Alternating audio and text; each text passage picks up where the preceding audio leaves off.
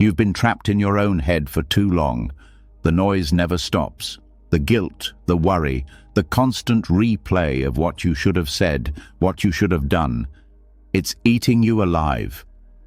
You go to bed exhausted, not from living, but from thinking. And somehow, sleep feels louder than the day. Thoughts attacking from every direction, and no off switch in sight. But what if the real problem isn't the stress, the people, or the world around you? What if it's the voice inside, the one that never shuts up, the one pretending to be you? This isn't just another video to help you relax. This is the quiet you've been begging for. Not from outside, but from deep inside your chest. The kind of silence that Buddhists train their entire lives to find, the kind that frees you. Tonight, you're going to learn something the world never taught you. You're going to experience what it's like to empty your mind without fighting your thoughts. And by the time this is over, something inside you will feel different, lighter, quieter, real. Stay until the end, because this isn't about escaping. It's about finally returning to the part of you that's been waiting in silence all along. But before the mind can be emptied, it has to be seen. Not controlled, not judged, just seen.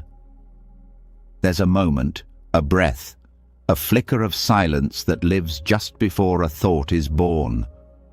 It's not loud. It doesn't demand your attention. In fact, most people never notice it. But tonight, that's where we're going. Not into the thought, but into what comes before it. Into the space that thought tries to cover up. Into the pure awareness that's been with you all along. There's a part of the mind that doesn't speak. It doesn't have opinions.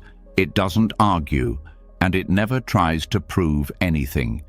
It just knows. Not in words, not in pictures, but in a raw, quiet presence that existed before you ever learned to think. That's what Buddhism calls the space before thought. And it's not something you create. It's something you notice. A return, not an invention. That space is alive. It's where your peace lives. Not the peace that comes from fixing everything around you, not the kind that shows up when the bills are paid or when people finally understand you. It's the kind that was there even before you had a name. It's the you underneath the noise, the one that doesn't have anything to prove. Most people live their entire lives reacting to thoughts. One shows up and they grab it. Another appears and they believe it. Then another pulls them somewhere they didn't mean to go. Like leaves being blown by wind, they chase every single one, thinking they're in control. But there's something tragic about that, because if every thought gets attention, then the silence never gets a chance to speak. The truth is, the more you try to shut thoughts down, the louder they get. And this is where so many go wrong. Emptiness isn't about killing thoughts. It's about remembering the stillness that was always there before they showed up. Like how the ocean doesn't fight the waves. It just lets them rise and fall without forgetting its water underneath. That's how awareness works. It doesn't get pulled into every idea. It doesn't panic when a memory shows up. It sees everything, but grabs nothing. That kind of awareness isn't flashy. It doesn't shout for your attention. It's not like a thought yelling, "Look at me." It's more like the quiet behind the words. The pause between breaths. The presence that's always watching, always aware, even when the mind is too busy to notice. And once you touch that, even for a second, everything changes. you realize you're not your thinking. You're not the sadness, the anxiety, or even the joy. You're the thing that sees it all and stays untouched. And here's the part that's hard to believe until it happens. The moment you become aware before the thought loses its grip. It doesn't disappear, but it loses its power to pull you around like a puppet. You become the witness, not the actor lost in the role. And that witness, that clear, open space, is what Buddhism has been pointing to for thousands of years. No technique is more powerful than noticing. That's it. Noticing the rise of a thought, the moment just before it takes form. That split-second gap that feels empty but is actually full of presence. That gap is where your real mind lives. Not the one that speaks, but the one that watches. Not the one that plans, but the one that knows what is. And when you rest there, everything slows down. Life stops feeling like a race. The weight of past and future drops. You stop being chased by your own head. This isn't about getting better at thinking. It's about discovering what exists before thinking even begins. There's nothing mystical about it. It's not reserved for monks or meditation masters. It's right here, right now, available to anyone who's tired of being pushed around by their own thoughts. Anyone who's ready to stop trying to win an argument inside their own skull and just wants to rest. The reason it's hard to notice this space is because the mind has a habit of immediately reacting, labeling, judging. This is good. That's bad. I like this. I hate that. And every label creates a wall. Every reaction adds another layer between you and the quiet that's always underneath. The practice isn't to stop the labels. It's to see the moment before the label forms. That's the doorway. You might think silence is boring, but that's only because you haven't really tasted it. Not the silence of nothingness, but the silence that sees, that listens without needing a reply, that watches without rushing to make sense of anything. It's the deepest part of you, the one that was awake before your thoughts woke up. And when you rest in that space, even for a moment, you realize how much energy you've been wasting trying to manage the chaos in your head. The mind is a storyteller. It weaves narratives all day long. Who you are, what others think, what might happen, what should have happened. But the space before the story begins, that's truth. That's the untouched ground where no opinion has been formed yet. No fear has taken shape. No craving has sunk its claws in. Just pure, open presence. And in that presence, there is nothing missing, nothing broken, nothing to fix. Thoughts will come. That's not the problem. The problem is when they are mistaken for identity, when the thought "I failed" becomes "I am a failure." But if you sit in that space before the thought lands, you see it clearly. There is a thought arising. That's all. Not truth, not identity, just movement in awareness. Like a bird flying through the sky, it doesn't leave a trace. That's the magic of awareness before thought. It doesn't mean the end of thinking. It means the end of being controlled by thinking. It means the freedom to feel a thought without becoming it. To notice anger rising without becoming the angry person. To witness sadness without collapsing into it. You become the open sky. Thoughts are just passing weather. The mind will resist this. It will try to grab your attention. It will scream for resolution, for clarity, for a plan. But if you let those thoughts float by, like leaves on a stream, you'll find something astonishing. A presence that doesn't need anything, doesn't crave anything. It just is. That's the stillness you've been chasing in distractions, achievements, and relationships.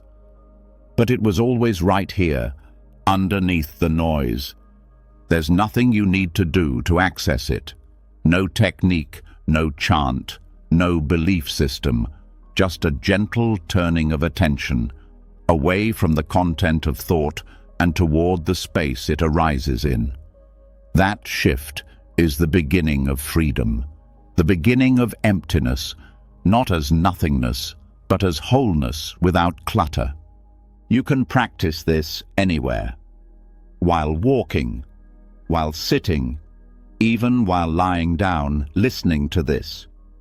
Simply notice the beginning of thought. Not the thought itself, but the flicker that comes before it forms. The slight tension in the mind just before the story begins. Rest there. No need to hold it. Just notice it. Like watching ripples form on a pond. The stillness is the water before the ripple. That's the real mind. And it's always here, even when thoughts come and go. Sometimes people ask, how do I stay in that space? But that question is already a thought, already a movement away from it. The real answer is this: stop trying to stay. Just return, again and again, gently, with no pressure, with no goal. And every time you do, the gap becomes clearer. The stillness deepens, the noise softens, not because you forced it to, but because you stopped feeding it. You don't have to be perfect at this. You don't even have to be consistent. You just have to be willing. Willing to stop chasing the next thought. Willing to be quiet enough to hear what the noise was drowning out. Willing to feel what it's like to exist without needing to think yourself into being. Awareness doesn't need help. It doesn't need fixing. It's already whole, already free. The mind just forgot. It got busy trying to survive, trying to predict, trying to control. But tonight, let it rest, let it drift. Let the thoughts pass like clouds. You don't need to hold them. You don't need to fear them. Just keep noticing what's underneath. This is the beginning of an entirely different way to live, not one built on ideas, but one built on presence. A life that doesn't need to be thought about to be real. A life that starts in the space before thought and stays grounded there. And now that the mind is quieter, the breath slower, and the noise starting to fade, we can go deeper. Because this was only the first step, the first layer peeled back. There are still illusions to uncover, stories to let go of, patterns to dissolve. And in the next lesson, we'll go even further into the illusion that thought and thinker are one, and how breaking that illusion can give you a kind of peace that nothing else ever could. And now that we've started to feel what lives before thought, before noise, before identity, it's time to confront one of the greatest tricks the mind has ever played. A trick so subtle, so constant, that most people never see it. They carry it like a shadow, speak from it, suffer through it, and build their entire lives on it. It's the belief that the thoughts inside your head are you, that the thinker is real, personal, and in control. But what if that voice in your head is just noise pretending to be a person? There's a moment that breaks people open, not in a loud, dramatic way, but in a soft collapse, like a wave giving up its fight. It's when they realize, I am not my thoughts. Not, I shouldn't identify with my thoughts, not I try to detach, but a deep, irreversible knowing that every idea, every judgment, every replayed conversation is just passing through, and none of it belongs to anyone. Thoughts happen. That's it. They rise like wind and fall like silence. But the thinker? That's the illusion. Look at it closely. A thought appears. I'm not good enough. What makes that statement feel personal? It's not the words. It's the reflex to believe there's someone behind them, a thinker who created them, a self that owns them.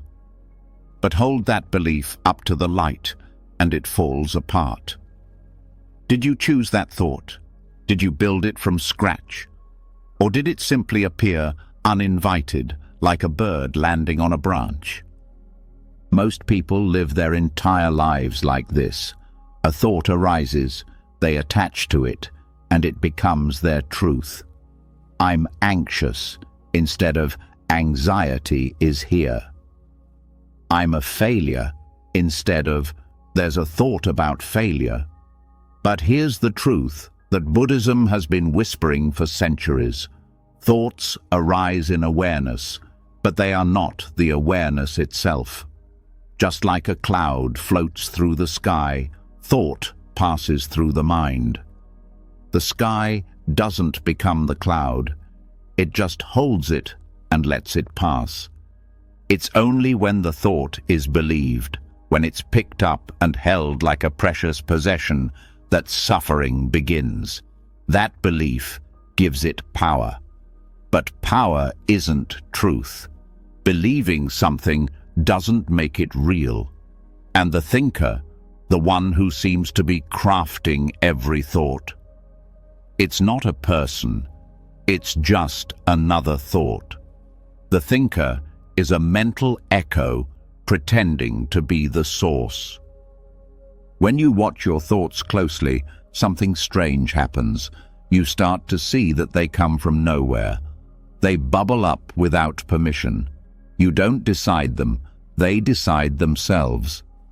Thought after thought, like ripples in water stirred by unseen hands. And yet somehow each ripple says, "This is who you are," and we believe it. But here's the release. The one who believes, the thinker, is also a thought. Not a core, not a soul, not some fixed identity, just another appearance, another wave. And once that's seen, deeply seen, something inside relaxes. You stop trying to control your thinking. You stop needing every thought to make sense, because now you know the difference between thought and self. This isn't about pushing thoughts away. It's not about clearing your mind like scrubbing a dirty window. It's about sitting back and seeing that there's no one inside the thoughts. No little controller pulling levers. Just activity, just motion. You can be aware of a thought, just like you can be aware of a sound or a sensation, but you are not the sound, you are not the sensation, and you are not the thought. The belief in a thinker makes everything personal. A thought about failure doesn't hurt until it becomes my failure. A memory of pain doesn't burn until it becomes my pain. But what if there's no my in it? What if the pain is just pain, the thought just a thought, and the story just passing scenery? The ego is the story that glues all these thoughts together and calls it a person. But without belief, the glue dries up. The self unravels. Not in a scary way, but in a freeing one. The burden of being someone starts to melt. There's no role to perform, no image to protect, no narrative to defend, just presence. And that presence, the one that watches, never speaks in words. It doesn't have a voice. It has no opinion. It just sees, clearly, calmly, constantly. That's who you are underneath the noise, not the thinker, not the story, but the witnessing stillness beneath it all. When a thought appears and says, "I'm overwhelmed," awareness doesn't argue. It doesn't deny. It just sees. The thought comes, the thought goes. No need to grab it, no need to fight it. Just watching, just silence. That's what empties the mind. Not suppression, not control, but understanding. Meditation in Buddhism is not about achieving a blank mind. It's about watching the mind so closely, so honestly, that the illusion of a central thinker starts to dissolve. You don't become free. You realize you were free all along. Only the belief in the thinker kept you prisoner. People spend decades searching for peace while carrying the one thing that blocks it, the belief that they are the voice in their head. But that voice isn't even consistent. One moment it says you're great, the next it says you're worthless. One moment it wants success, the next it wants to give up. And yet we believe every word as if it came from some all-knowing source. But tonight, you get to step back. You get to watch without attaching. To hear the voice but not obey it. To feel the thought but not turn it into a life sentence. That's not denial. That's liberation. Liberation from the endless identity performance. Liberation from needing to fix every mental movement. Liberation from the inner critic, the planner, the worrier, the judge. All just thoughts, none of them you. Thought is a tool. Like fire, it can warm or burn. But when you confuse the flame for the firekeeper, you start chasing smoke. You start arguing with your own mind, hoping it will finally say something kind. But it doesn't need to. You can hear it and let it pass. You can see it and stay rooted. That's the power of knowing. The thinker is not real. And this isn't some distant enlightenment goal. You don't have to sit in a cave or chant for hours. Just try this. The next time a thought shows up, pause. Feel the space between its appearance and your reaction. That space is you. The awareness that sees the thought but isn't consumed by it. Rest there. As you fall deeper into that awareness, something beautiful happens. The inner dialogue begins to fade, not because you silenced it, but because you stopped believing in its author. And when the author disappears, the story loses meaning. The mind begins to rest, like a lake finally calming after a storm. Clear, still, deep. The most peaceful moments don't come from answers. They come when the questioner disappears, when the internal chatter slows, when there's no one left trying to explain, justify, or prove. Just breath, just presence, just now. Thoughts will still come. That's not a failure. It's nature. But now, they don't define you. They don't possess you. They're like wind brushing your skin. Felt, but not feared, not followed, not made personal. The more you rest in this knowing, the quieter the mind becomes. Because what the mind really wants isn't attention, it's understanding. And now that you understand, it's just movement, just energy passing through. It stops needing to scream. This is what empties the mind. Not force, not control, but the clear seeing that thought is not the thinker, that the stream is not the swimmer, that awareness was never a thought to begin with. It just is, silent, unshaken, free. And now that the illusion of the thinker has started to fall apart, something strange begins to reveal itself. Even when thought loses its grip, another layer of noise remains. It's quieter, more subtle, but just as powerful. It's not screaming in full sentences. It's not forming strong opinions. It's doing something far more dangerous. It's labeling everything. The mind doesn't just think, it names. It sees a tree and immediately says, "tree." It feels an emotion and instantly calls it anger or fear. It meets a stranger and throws a label like kind, weird, or not my type before the moment has even fully formed. This automatic naming happens so fast that most people live their entire lives never experiencing anything directly. Just the labels, just the mental shortcuts. And those shortcuts keep the world small, the self rigid, and the mind full.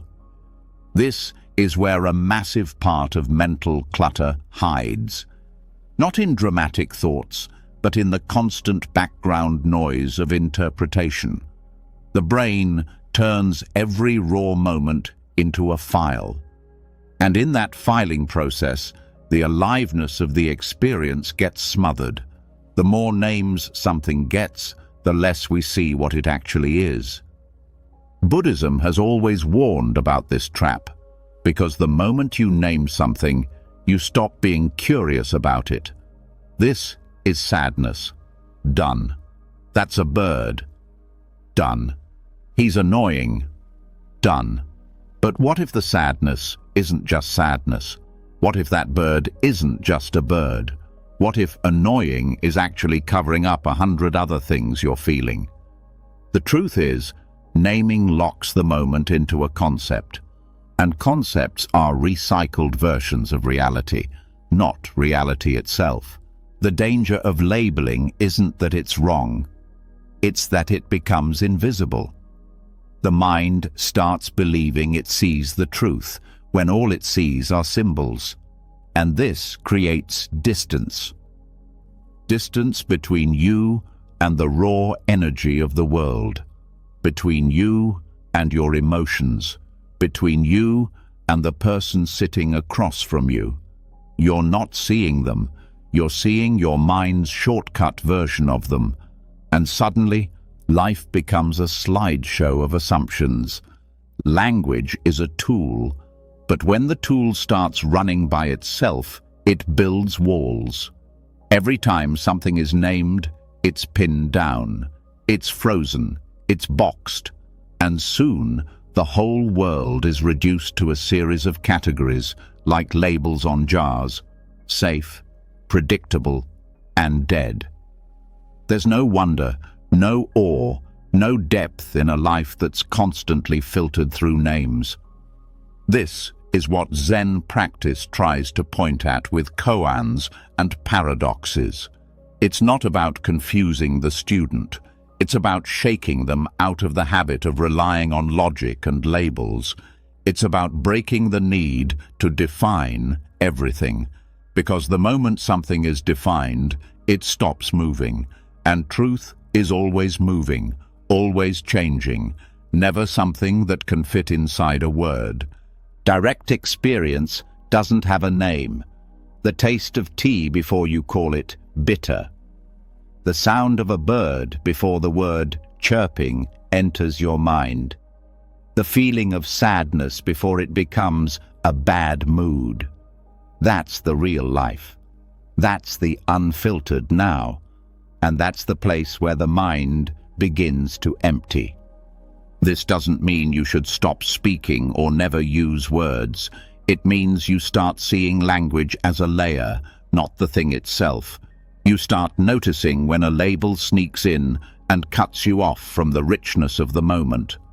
You stop mistaking the map for the territory, and slowly the mental clutter starts to fall away. Most people think clutter is just too many things, but mental clutter is too many names. Too many frozen ideas about what life is, what people are, what you are. and each one adds to the noise. Each label becomes another layer you have to peel back just to feel alive again. Try this. Next time you see something, anything, don't name it. Just feel it. Just look. Just sense it without the need to call it anything, and watch what happens. Suddenly, colors become brighter, sounds become deeper, time slows down, because the mind isn't busy summarizing. It's not rushing to file the moment away. It's finally here, fully. The labeling mind is fast. It doesn't like silence. It doesn't like mystery. It wants answers, categories, identities. But the more you feed it, the more rigid life becomes. The more you practice dropping the label, the more flexible the mind becomes. And in that flexibility, peace grows. Because you're no longer trying to trap the world in words. Language isn't the enemy, but unconscious language is. When the brain becomes addicted to defining everything, you stop experiencing the beauty that lives in not knowing, and that not knowing is sacred, because it leaves space for awareness, space for stillness, space for real connection. Try not naming your emotions next time they rise. Instead of calling it sadness, just feel the raw texture, the sensation in the chest, the tightness in the eyes. No need to write a story about it. No need to explain or justify. Just be with it. Let the energy be what it is, without putting it in a mental cage. You'll be surprised how quickly it softens when it isn't being narrated. The same goes for people. If you stop labeling someone as this kind of person, you start seeing them fresh, every time. And that freshness brings compassion, because now you're not reacting to your old ideas about them. You're meeting what's actually in front of you, not the label, the life behind it. Children do this naturally. Before they learn all the words, they experience everything directly. They don't say flower and move on. They stare, they touch, they wonder. That openness is still inside you. It just got buried under years of mental labeling, but it's not gone. It's never gone. It just needs space. Naming becomes a kind of control, a way for the mind to pretend it understands life, but the more it names, the more it clings. This is mine. That's how I feel. This is what it means. But what if you stop trying to control the moment? What if you let it live without needing to define it? That's what Buddhist mindfulness really is. Not perfect focus, not constant calm, but raw presence. A moment-to-moment awareness that notices the urge to name and gently lets it go. That sees the thought, "This is boring," and chooses to stay curious. That hears the mind say, "I know what this is," and replies, "Maybe I don't." Because the truth is, we don't really know anything, not deeply, not totally. And that's not a weakness, it's a doorway. The moment you admit, "I don't know," your mind stops racing. It stops preparing, it stops filtering. And in that stop, the noise fades. Without naming, your body starts to speak louder. You feel things more fully. The breath deepens. The muscles relax. You become more present because the mind isn't trying to label or fix the experience. It's finally quiet enough to listen. This is how the grip of conceptual thinking begins to loosen. Not by fighting language, but by seeing through it. By remembering that a label is just a sound. a pointer, not the thing itself. The more you return to the raw experience, the more freedom you find. And in that freedom, the mind starts to empty. Not because you shut it down, but because you stopped filling it with names. You stopped believing that every moment needs to be explained. Some moments just need to be lived, fully, wordlessly. That's what the Buddha meant when he talked about direct experience, not filtered through belief, not narrated by the inner voice, just life, unspoken and pure.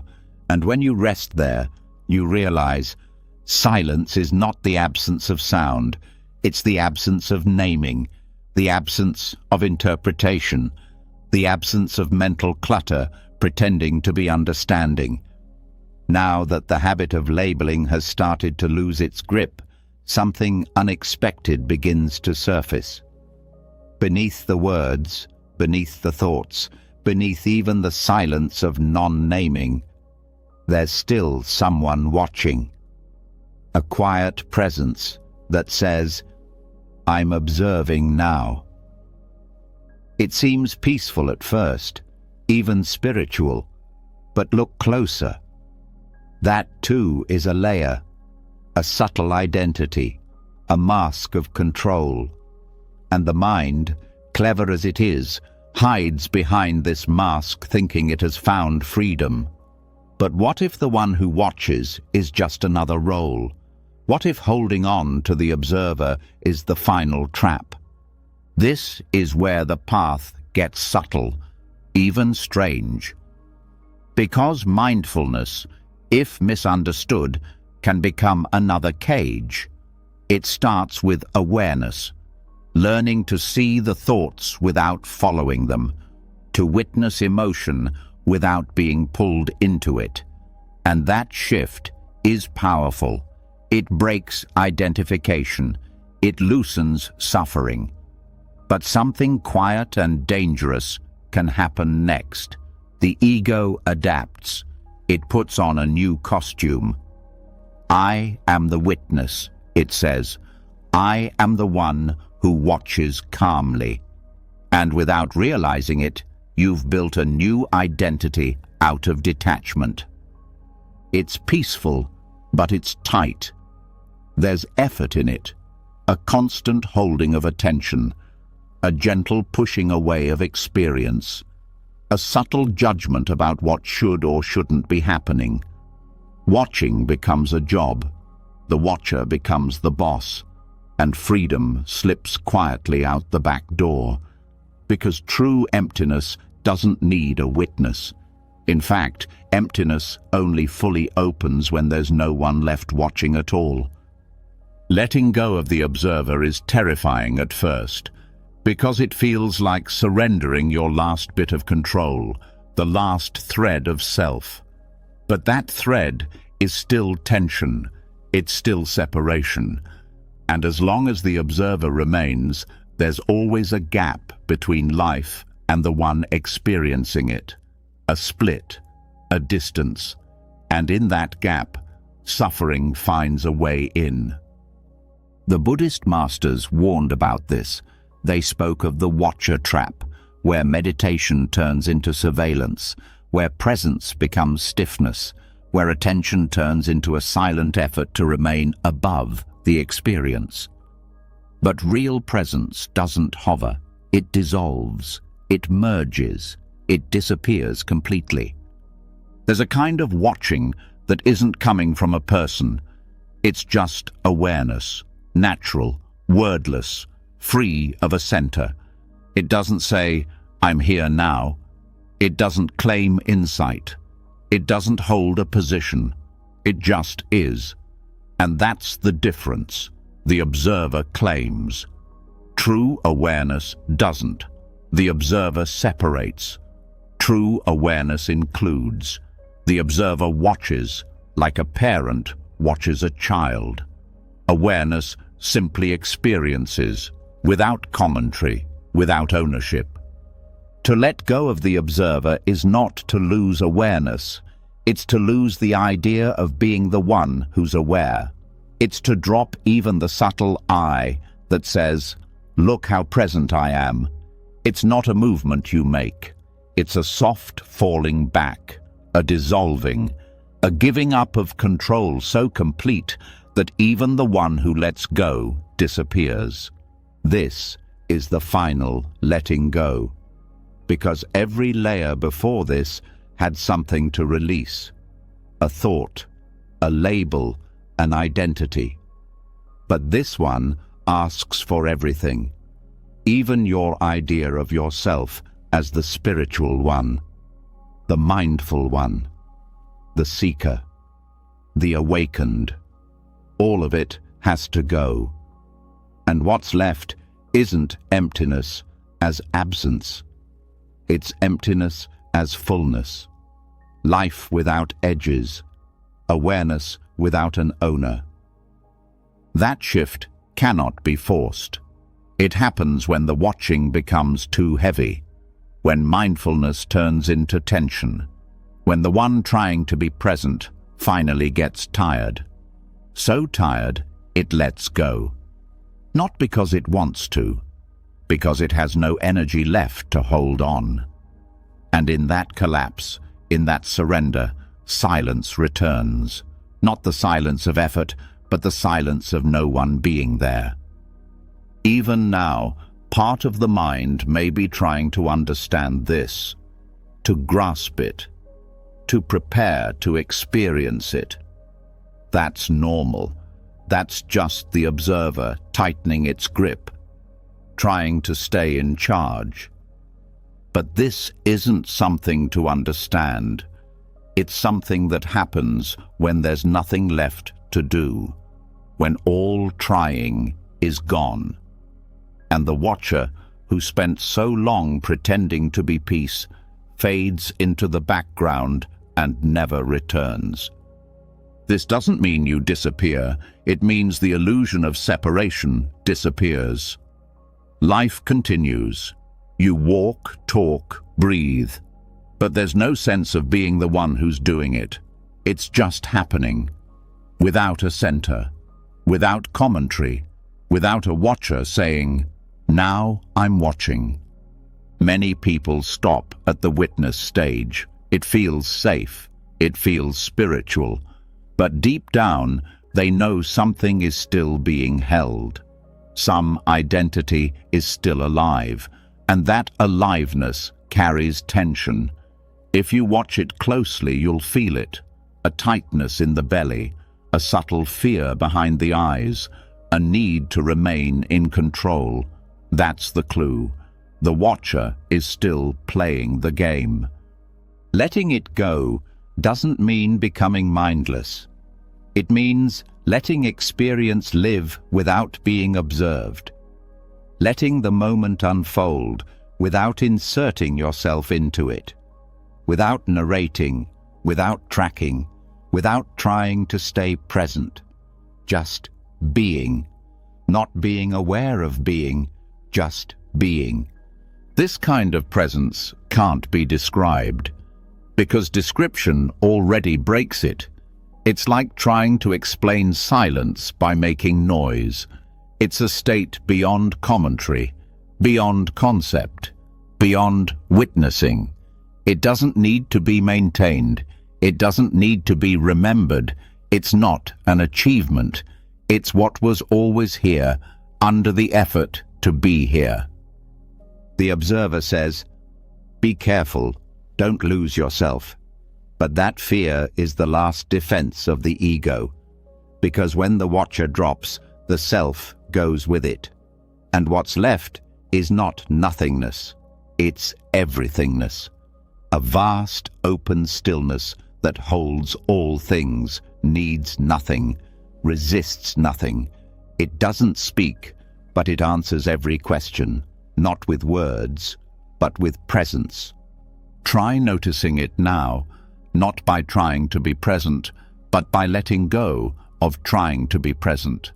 Let the effort drop. Let the one who watches rest. Let the attention dissolve into the experience itself, Not watching the breath, being the breath. Not watching the moment, being the moment. You don't need a self to experience this. In fact, the self is what prevents the experience. The watcher is like a finger pointing at the moon, useful at first, but at some point it has to be put down. Otherwise, you keep staring at the finger and miss the moon completely. And when it goes, when the watcher finally fades, something beautiful happens. Everything softens. You no longer sit in awareness. You are awareness. The separation is gone. The distance is gone. Even the effort to be calm is gone. What remains is presence without tension, a stillness that doesn't need protecting, a peace that holds itself. Thoughts may still arise, but there's no one watching them, no one deciding what to do. They rise, they fall, they pass. And in their passing, the silence deepens. Not because you made it happen, but because the one who was trying to make it happen is gone. This is what the deepest Buddhist teachings point toward, not just quieting the mind, but dissolving the one who was trying to quiet it. Not just watching thoughts pass, but letting the one who watches pass, too. Until there's no one left to witness peace, there's just peace.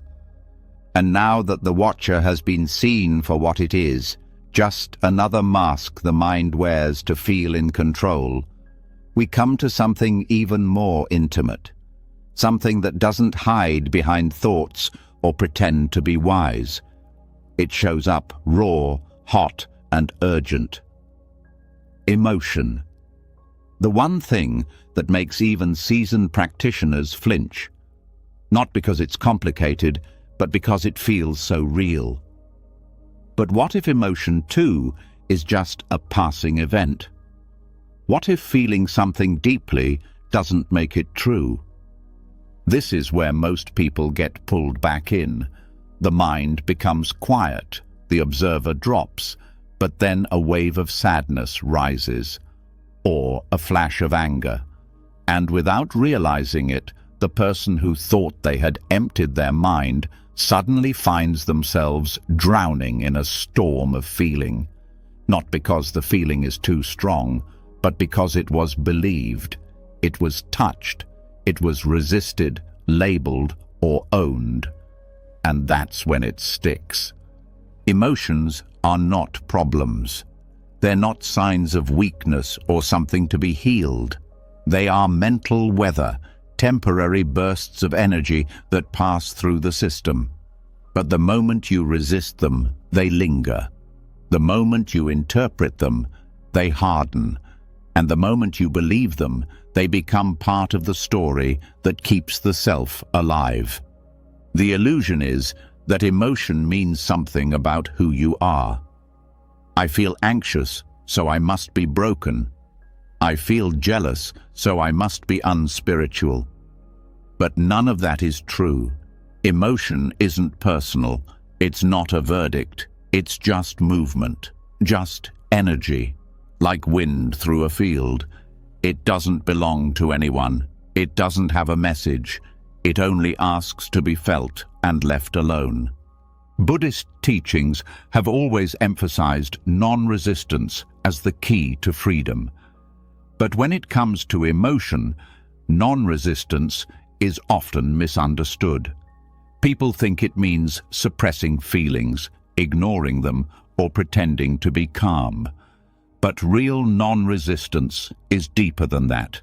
It means allowing the emotion to be exactly what it is, without trying to fix, name, analyze, or even understand it. That kind of allowing is rare. Most people want emotions to behave, to come on time, leave quickly, and never make a mess. But emotion doesn't work like that.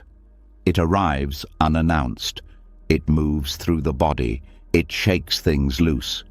And if it's not interfered with, it leaves on its own, without residue, without scars. The reason most people suffer through emotion is not because the emotion itself is painful. It's because they fight it. They wrap it in language. They judge it. They ask why it's here. They tell stories around it. And every bit of that mental activity creates tension. That tension traps the emotion in place, like trying to hold water in a net. The tighter you grip, the messier it gets. Non-resistance means letting the water pass through. It means noticing the sensation of sadness without naming it, feeling the heat of anger without feeding it, observing the pressure of fear without needing to explain it. Not because you're detached, but because you're deeply present. So present that you don't need to interfere. The key is to feel without adding, to sense without spinning. Emotions, when untouched, resolve themselves. They rise, they peak, they fall. That's their nature. And if allowed to move freely, they don't leave behind confusion or pain. They leave behind space. Spaciousness is what remains when emotion completes its natural cycle. But this is hard to trust at first, because the mind is used to doing, to managing, to interpreting every feeling as a problem to solve. Why do I feel this way? What does this mean? How can I stop it? But none of those questions are useful. They're just ways the mind tries to reassert control. And control, no matter how spiritual it pretends to be, is still resistance. The moment you stop interfering, something incredible begins. The emotion plays itself out like music, sometimes loud, sometimes soft, sometimes chaotic, but it ends. Not because you stopped it, but because you let it live fully, without grasping or pushing. That's the natural intelligence of the body. It knows how to process emotion when the mind doesn't get in the way. This is why Buddhist monks don't fight emotion. They don't indulge it either. They let it rise and fall like any other experience. Not because they're numb, but because they know that emotion isn't the enemy. It's only a problem when it's believed, when it's turned into identity, when it becomes my anger, my trauma, my story. But none of those are real. They are just thoughts added to a passing wave of feeling. Letting go of emotion doesn't mean becoming cold. It means becoming transparent. So empty of resistance that the emotion passes through without finding anything to stick to. That kind of openness doesn't feel like detachment. It feels like peace, like softness, like warmth without weight. Try this the next time emotion rises. Don't name it. Don't even call it emotion. Just feel what's happening in the body, the tightness in the throat, the heaviness in the chest, the electricity in the limbs. Just feel, without comment, without story, without asking for it to change. And wait. Wait until it moves. Wait until it passes. Because it will pass. That's what all emotion does when it's left alone. The problem is never the emotion. It's the mind's reaction to it. The analysis, the suppression, the drama, the identity. All of that is noise. And once that noise drops, you realize the emotion itself was never dangerous. It was just intense, just brief, just another ripple on the surface of a vast, still lake. That stillness is who you are. The emotions are just weather. And when you stop trying to control the weather, you get to enjoy the peace of the sky behind it. That's what Buddhist practice points toward. Not a life without emotion, but a mind that no longer makes emotions into a problem. You can't stop waves from rising, but you can stop surfing them. You can sit on the shore and let them crash and fade. And in that sitting, in that patience, in that openness, something begins to shift.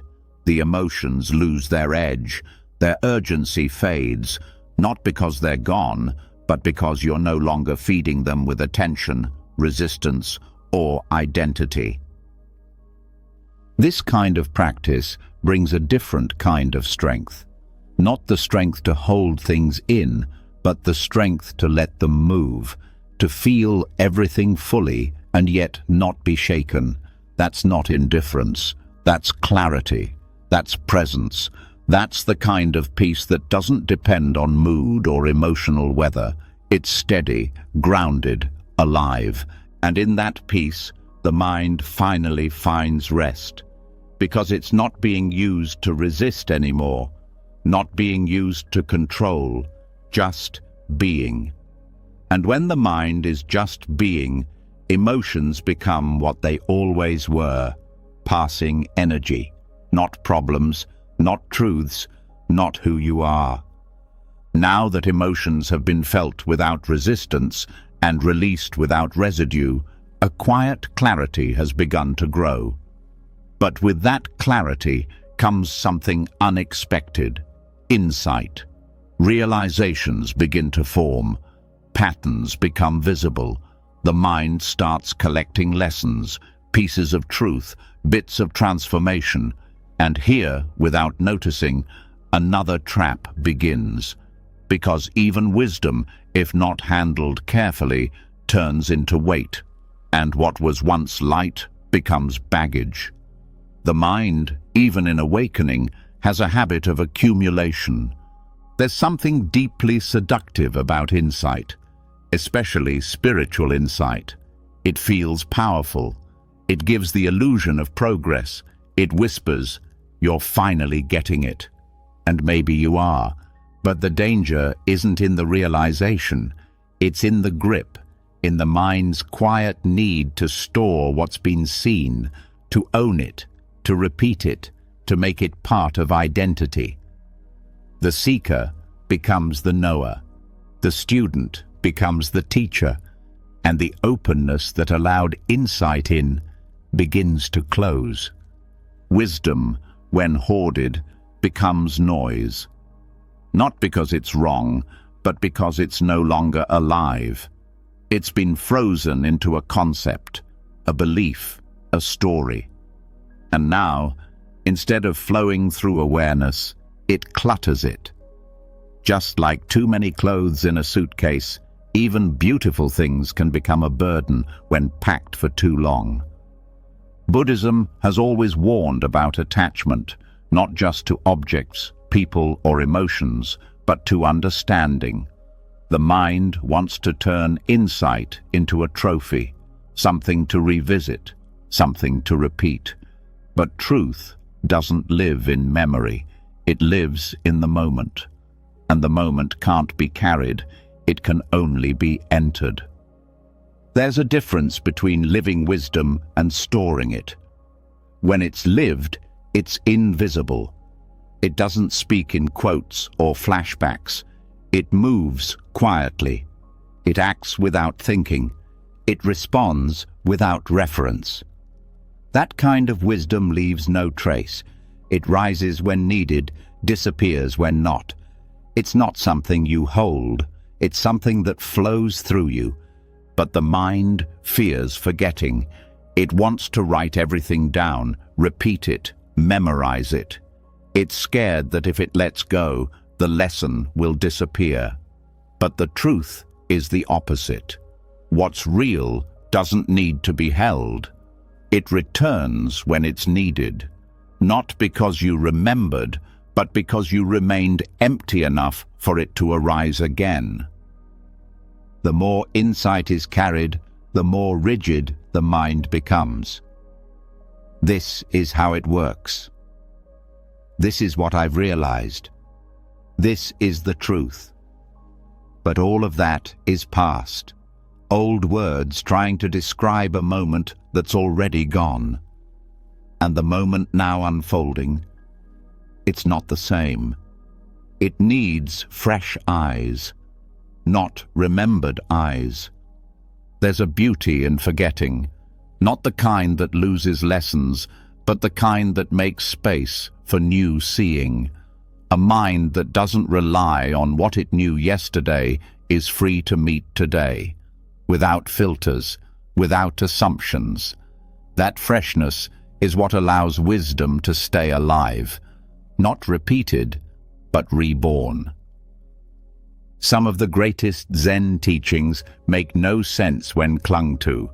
They aren't instructions, they're interruptions, designed to break the pattern of grasping, to shock the mind out of its storage habit, to show that truth isn't a place you arrive, it's a door that opens when nothing is carried through it.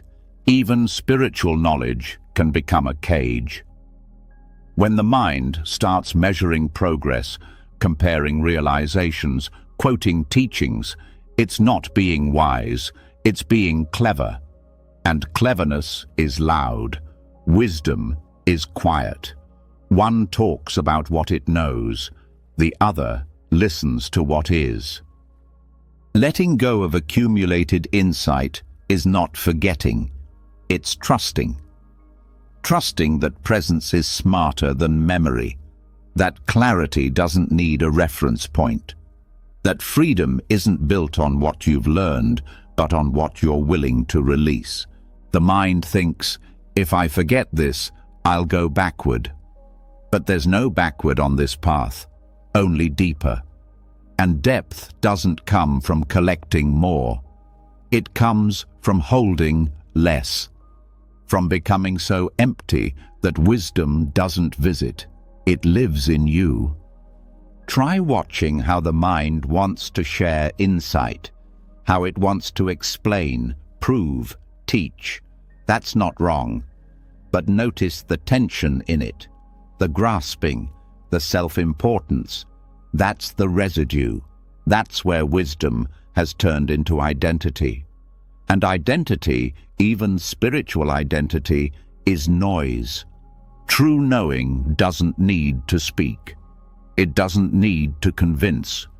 It expresses through being, through presence, through the silence behind every action. That's the wisdom that empties rather than fills, that leaves space rather than stories. This doesn't mean you stop reading, learning, or reflecting. It means you stop clinging. You let insights pass like clouds, appreciated but not possessed. If they return, fine. If they don't, better. Because what stays without effort is real. What needs holding is already fading. Even the teachings in this moment, these very words, are not meant to be kept. They're here to point, not to be framed, to open something, not to be remembered. The moment they become another thing you know, they've already lost their light. The Buddhist concept of non-abiding wisdom is exactly this. Knowing that moves, knowing that doesn't rest in form, a kind of insight that doesn't harden. It whispers in the moment and disappears, like the bell after it rings. The echo is not the truth. The silence after is. This is why so many ancient teachers spoke in riddles, why they said things that contradicted each other, not to confuse, but to stop the mind from forming a new belief. They knew the danger of accumulation. They knew the mind would turn truth into doctrine, and doctrine into armor. But real freedom has no armor. It's soft, naked, empty. Try letting go of even your best realizations, the ones that changed you, the ones that made sense of your pain. Let them dissolve, not because they weren't true, but because truth doesn't need a frame. It just needs space. The mind will resist. It will say, "But I worked hard for these insights." That's fine. Let it grieve. Then let it rest. Because what's real can't be lost. And what can be lost was never meant to stay. A peaceful mind is not a mind full of answers. It's a mind that no longer needs them. A mind that walks into the moment without baggage, without concepts, without needing to understand everything before it's felt. That kind of mind doesn't just live Buddhism, it is Buddhism.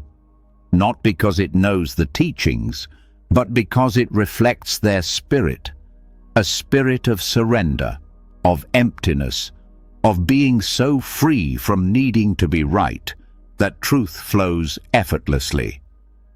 Now that the grip on insight has loosened and the mind is no longer trying to hold wisdom like a possession, something beautiful begins to reveal itself.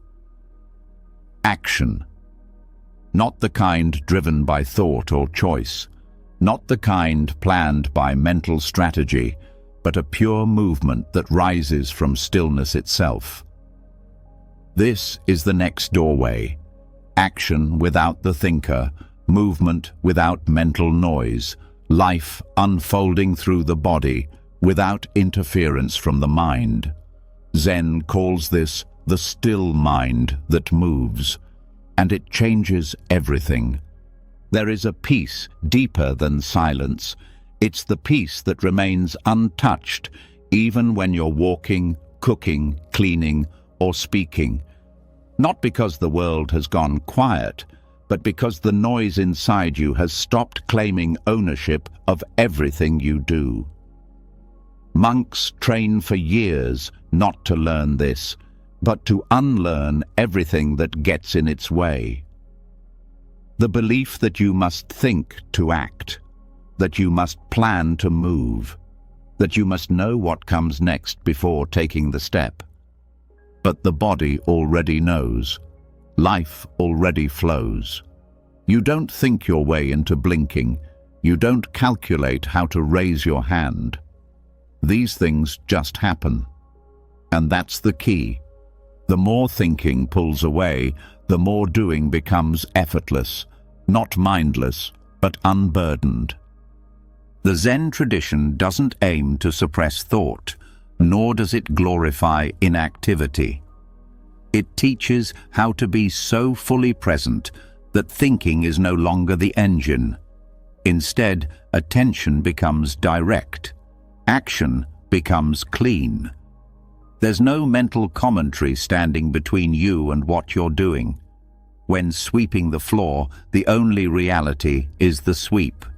When walking, there is only step. No need to say, "I'm walking now," just walking. This doesn't dull life, it sharpens it. When thought fades, senses heighten. You begin to feel the texture of everything, the coolness of water on your hands, the rhythm of your breath during movement, the precise sound of each footstep. This isn't mindfulness as a technique, it's life without interruption. It's what happens when the mental commentator finally goes quiet. Most people believe thinking is what makes action possible. That without thought, decisions can't happen. But that's just another belief. Every day, hundreds of movements arise before thought touches them. You turn your head toward a sound. You scratch an itch. You catch something falling. No inner voice planned those actions. They just occurred. And that same intelligence, the one behind those small, immediate movements, is more than capable of guiding your entire life. But thought wants to own everything. It jumps in right after a movement and says, "I did that," and you believe it. But the truth is, the doing was already done before the thought claimed it. There's a gap, a moment of pure flow, where the mind hasn't had a chance to insert itself yet, and in that gap, freedom lives. Zen monks wash dishes not to finish them, but to wash. They eat not to be full, but to eat. Each act is whole, not a means to an end, not a distraction, not a task on a list, just a complete experience unfolding in the now. That's the power of a still mind that moves. It's not passive, it's deeply engaged, but without noise. You can feel this difference even in small things. When you pour a glass of water while thinking about something else, it feels mechanical. But when the mind is quiet, the movement becomes sacred. Not because of the water, but because of your absence. The absence of the me that constantly narrates everything. And that absence opens space. In that space, clarity moves. This doesn't mean never thinking. It means no unnecessary thinking. It means allowing thought to rest when it's not needed. So the mind becomes like a lake on a windless day, reflective, still, ready. Then, when action is needed, it rises cleanly, like a pebble dropped in water. One ripple, one response, no excess. The beauty of this is how practical it becomes. Even in chaotic moments, the still mind doesn't panic. It sees clearly. It moves precisely, because it's not lost in stories. It's not stuck in hesitation. It's not pretending to be in control. It just acts. Like a skilled musician playing a note, not because she's analyzing, but because her hands know the way. This is not magic. It's what happens when the mind is no longer afraid of not knowing, when it no longer needs to explain each movement to itself, when it trusts that presence is enough, that listening is smarter than planning, that stillness is more powerful than thinking. Try this in daily life. Next time you walk, walk without the voice in your head describing it. Let the feet move. Let the breath flow. No script, no inner commentary. Just step. Then notice. Are you still okay? Did the world fall apart because you stopped narrating it? Or did it become more alive?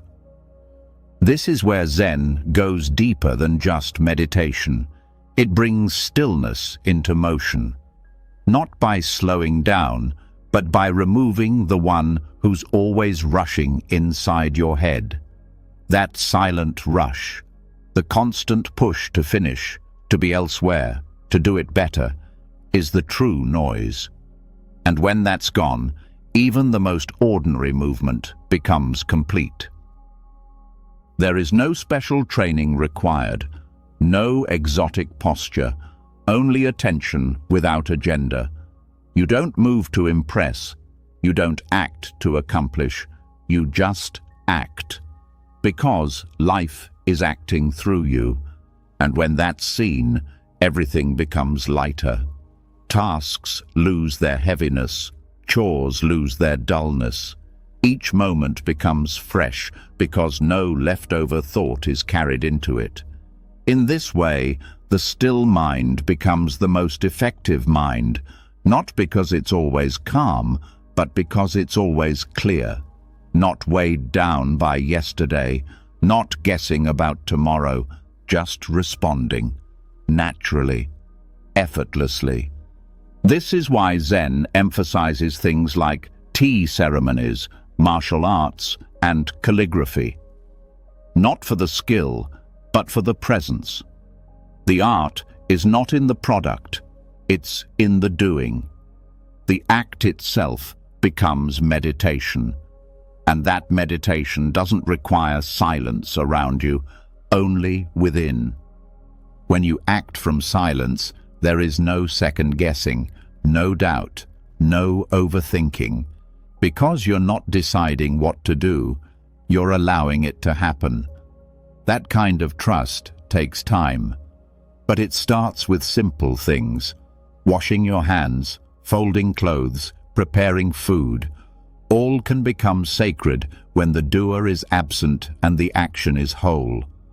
And when mistakes happen, which they will, there's no judgment.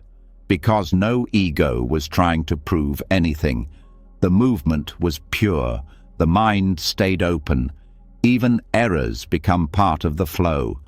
Not setbacks, just new ripples in the moment. The real gift of the still mind that moves is that it never burns out. Because it's not working from strain. It's not forcing outcomes. It's not controlling life. It's dancing with it. And in that dance, you don't need to know the steps. You just need to listen and move when it's time.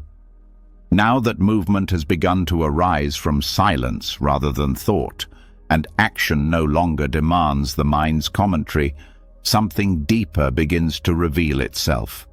Something more persistent than thoughts, more subtle than emotion, and more convincing than any insight. It's the voice underneath all voices, the one that says, I, the self, not the body, not awareness, not presence. The self as a story, a mental figure at the center of every thought, every plan, every fear, every hope. And as long as this figure is believed in, the mind stays crowded. Even in quiet, it lingers. Even in peace, it whispers. What about me? This is the root of noise, the most disguised form of clutter, the idea of I behind every thought. I should improve. I feel bad. I'm getting it. I'm failing again. All different thoughts, but always the same author. Always the same invisible assumption that someone is there, thinking them, owning them, directing the show. But that's the illusion. Not just the content of the thought, but the thinker itself. The ego is not a monster. It's not an enemy. It's a habit of building everything around a center. That center becomes the reference point for all of life. Experiences are divided into good for me, bad for me, better than me, worse than me. Even silence gets filtered through this self. I feel calm. I feel still. But what if the calm wasn't yours? What if the stillness didn't need an owner? The self is just the mind folding in on itself. It creates a character called me, and then writes a full-time script for that character. The script changes. Sometimes it's confident, sometimes insecure, sometimes spiritual, sometimes broken. But the center remains fixed. I. And it's exhausting, because the story never ends. Even joy gets dragged into it. I am happy now. I hope it lasts. I must protect it. The truth is, there's no need for a center. Life doesn't need a narrator. Thoughts don't need a name tag.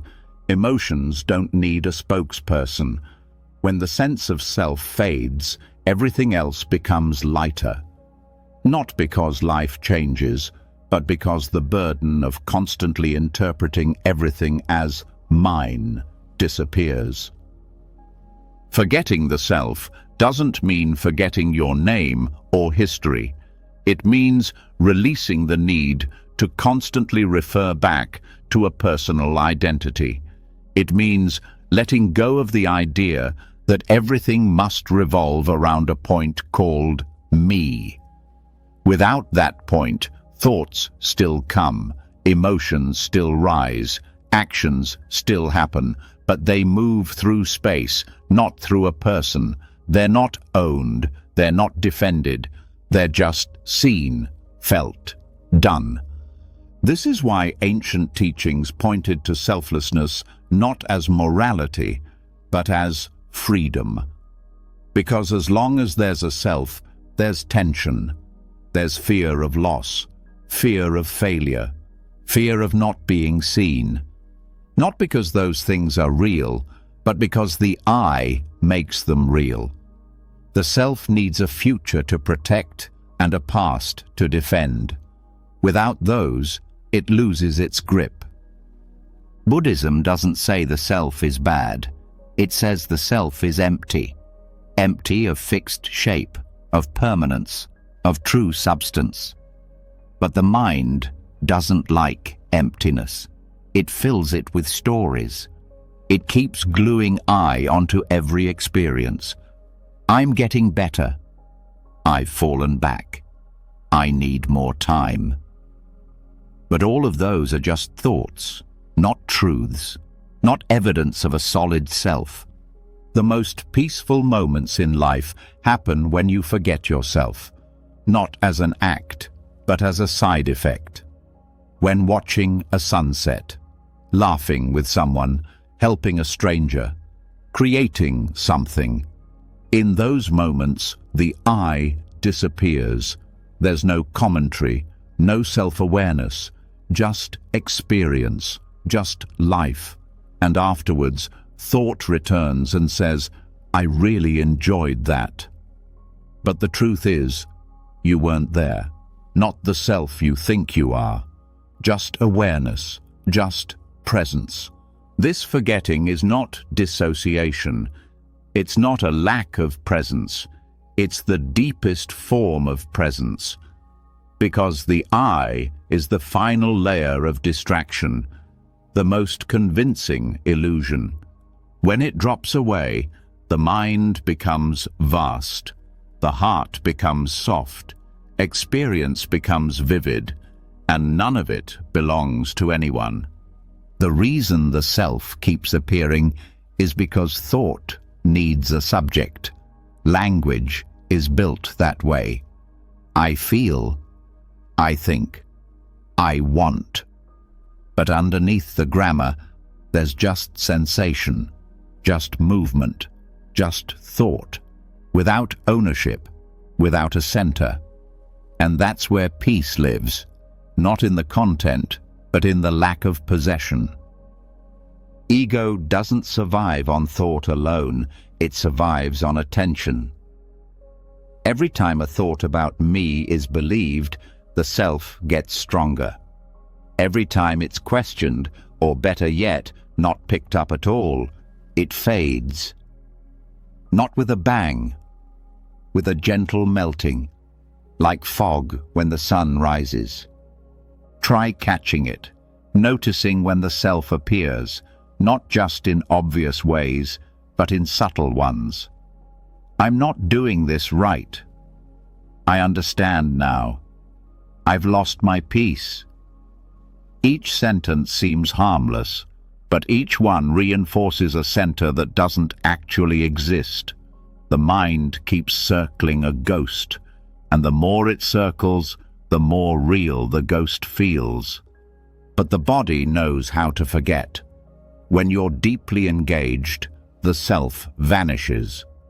Flow states happen not because the self is present, but because it steps aside. There's no room for performance, for image, for inner commentary. Just direct experience, clean, pure, selfless. And the beauty is, this forgetting doesn't require effort. It requires surrender. Letting go of the need to be someone. Letting life move through you without claiming it. Letting thoughts pass without asking what they mean about you. Letting silence speak without translating it into achievement.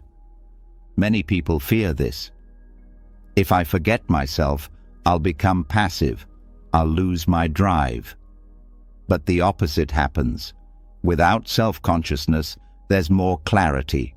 Without the noise of, how am I doing? There's more creativity. Without protecting an identity, there's more love. The self limits everything it touches, not out of malice, but out of fear. The deepest teachings say, don't kill the ego, just stop feeding it. Let it be. Let it come and go like a shadow. Don't follow it. Don't argue with it. Don't identify with it. Just notice how often it inserts I into the center. And then look closer. What is that I, really? Can you find it? Can you hold it? Or is it just a shape made of thought? When the search ends, when the center is seen through, the whole structure begins to collapse. Not in a dramatic way, in a quiet release, like unclenching a fist you didn't know you were holding. And what's left isn't emptiness in the scary sense. It's emptiness as spaciousness, as peace without a protector, life without a mask. There's no need to say, I am awareness. That's still too much. Just awareness is enough. Not personalized, not possessed, just present, just open. The I adds nothing. It only blocks the light that's already shining. Forgetting the self isn't something to practice.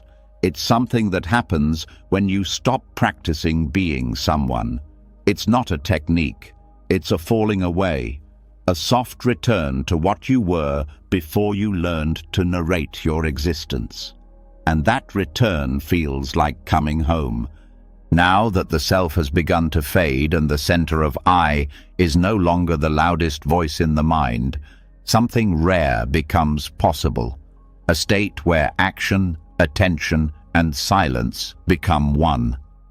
This is where form becomes a gateway, not a distraction, not as a technique or a performance, but as a surrender to pure presence.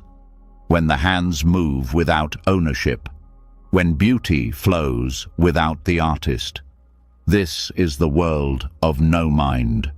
And in Zen, it's expressed not just in stillness, but in brush strokes, in tea, in motion. Here, even art becomes a path to emptiness. There's something unique about the way Zen treats form. It doesn't ask for perfection, it asks for absence. When a monk picks up the brush to begin calligraphy, the goal is not a flawless character. It's a mind so still that the ink flows without resistance. The paper doesn't receive decoration, it receives presence. If the mind interferes, the stroke reveals hesitation. If the ego shows up, the line loses its power.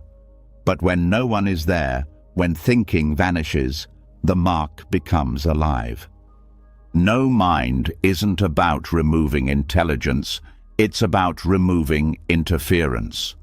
The kind of interference that questions, judges, hesitates, or tries to control. When those layers are gone, the body moves on its own. The hand becomes part of the breath. The action doesn't come from planning, it arises directly from awareness. The brush doesn't express the artist, it expresses the moment. This kind of expression can't be taught through instruction, it has to be felt. It requires deep stillness, not as a precondition, but as the ground. A silence so full it moves, a presence so light it becomes touch, and in that merging, form becomes freedom. It's easy to miss the depth of these practices. Tea ceremony might look like hospitality. Martial arts might look like combat. Calligraphy might look like decoration. But in Zen, these are not hobbies. They are vehicles.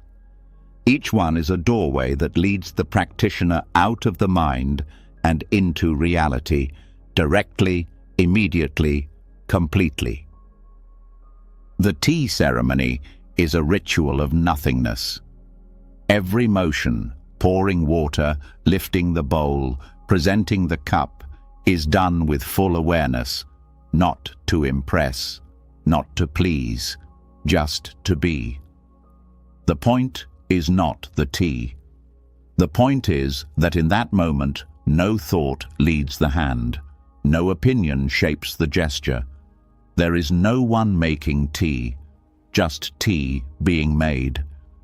And the strange thing is, when no one is making tea, the tea tastes better. Not because it's different, but because it carries no interference. The guest drinks stillness. They receive the presence that went into every motion, and that presence transmits peace, not through words, through form. The same happens in martial arts. The training is not to become strong, but to become empty, to let go of resistance so completely that the body moves before the mind has time to think. Not as instinct, but as unfiltered response. The master doesn't fight with calculation. They move because movement happens. The opponent doesn't face a person. They face the absence of hesitation, and that absence is unstoppable. This is what Zen points to again and again. Not a mind that thinks about doing, but a mind that lets doing happen. No mind is not passive. It's active without strain. It's alert without commentary. And when it meets form, the form becomes alive. Calligraphy is perhaps the most naked version of this. One stroke, one chance, no revisions. If the mind interferes, the brush reveals it. If the self appears, the ink stiffens. But when the hand is moved by silence, the line becomes pure energy. It doesn't just look beautiful, it feels true, not as an idea, but as presence. This kind of art doesn't come from talent, it comes from absence, from being so still that the hand doesn't hesitate, so open that the body becomes a channel, so unself-conscious that the work no longer belongs to anyone. And that's what makes it powerful, not its perfection, but its emptiness. The modern world treats creativity as identity, as something that expresses the self. But in Zen, real art begins when the self disappears. When the work doesn't reflect who you are, it reflects what is. Not emotion, not intention, just the movement of stillness, the shape of silence. This approach changes everything. It turns every act into art. Not because of the result, but because of the presence inside it. Washing a bowl becomes a painting. Setting down a cup becomes a sculpture. There's no need for galleries, no need for audiences. The moment itself is complete, because it was lived fully, without interruption, without someone trying to be special. No mind doesn't mean not caring. It means not controlling. It means letting go of the idea that you are doing anything at all. And in that surrender, the most beautiful movements appear, not because they were designed, but because they were allowed. This is why Zen masters often speak in paradoxes. They say things like, the brush paints itself, or the hand moves, but no one moves it. To the mind, this sounds strange, but to the body, it makes sense, because the body knows how to move when thought doesn't block it. It knows how to act when there's no story being told. Try this. Pick up a pen. Don't plan. Don't think. Don't try to draw something nice. Just move. Let the hand guide itself. Notice how quickly thought wants to correct, to adjust, to criticize. Let it pass. Keep moving. Stay in sensation, not analysis. Stay in rhythm, not reason. Let the form arise from the silence, and when it ends, let it go. That's the practice. Not to improve the product, but to remove the self. To act without watching yourself act. To create without claiming the creation. And in that space, peace is not something you try to feel. It's something that expresses itself through every motion. Zen doesn't say, stop doing. It says, stop doing from the mind. Let the hands be moved by stillness. Let the feet walk from silence. Let art arise because no one is there to interfere. And when that happens, you'll see that the most beautiful actions are not the ones performed perfectly, but the ones done without a person performing them. Even mistakes become part of the dance. A drip of ink, a crack in the cup, a misstep in the form. None of it ruins the moment, because nothing was being held, nothing was being proven. The mind that doesn't cling can never be disappointed, because it never expected. It just responded. And that's what makes Zen art different. It's not about what you make, it's about how you disappear while making it. The more absent the artist, the more alive the art. The more silent the hand, the more powerful the movement. And in that space, the mind empties, not through force, but through expression. Not by avoiding form, but by going so deep into it that no one remains to claim it. Now that the body has begun to express stillness through movement, and action no longer carries the weight of a performer, the space around those actions begins to glow with a quiet power. There is a rhythm in life that most never notice, not just in what is done or said, but in what is not. Every chant has a pause, every breath a gap. Every mantra, no matter how sacred, begins and ends with silence. And it is in that silence, between repetitions, between sounds, where the deepest stillness lives. Most people focus on the mantra itself. The word, the vibration, the repetition. They believe that the sacred power lies in the syllables, and in many ways it does. Sound can cut through thought. It can stabilize attention. It can carry the mind toward presence. But if attention stays glued only to the sound, something is missed. The very thing that sound comes from and returns to. Silence. Chanting is not about filling space. It's about revealing it. The mantra is the wave. But what holds the wave? The ocean. The pause between chants is not a break. It's the doorway. In that pause, the mind is most still, not because of effort, but because it has nothing to grab. There is no word to follow, no rhythm to rely on, just stillness, hanging in the air, waiting to be noticed. That moment is delicate. Most miss it. They rush to the next repetition, afraid of losing momentum. But what they're really running from is silence. The mind doesn't know what to do with it. It can't control it. It can't explain it. So it fills it with more sound, with more repetition, with more doing. But if you stop, if you wait, if you let that space unfold without rushing past it, something begins to open. A presence that is deeper than mantra. A stillness that is not made, but discovered. The gap between chants is not empty. It's full, full of awareness, full of peace, full of the same essence that gave rise to the chant in the first place. It is not a pause in practice. It is the point of practice. The mantra is a tool. The silence is the destination. Buddhist masters have always pointed to this, that true meditation is not in the act, but in the awareness that surrounds the act.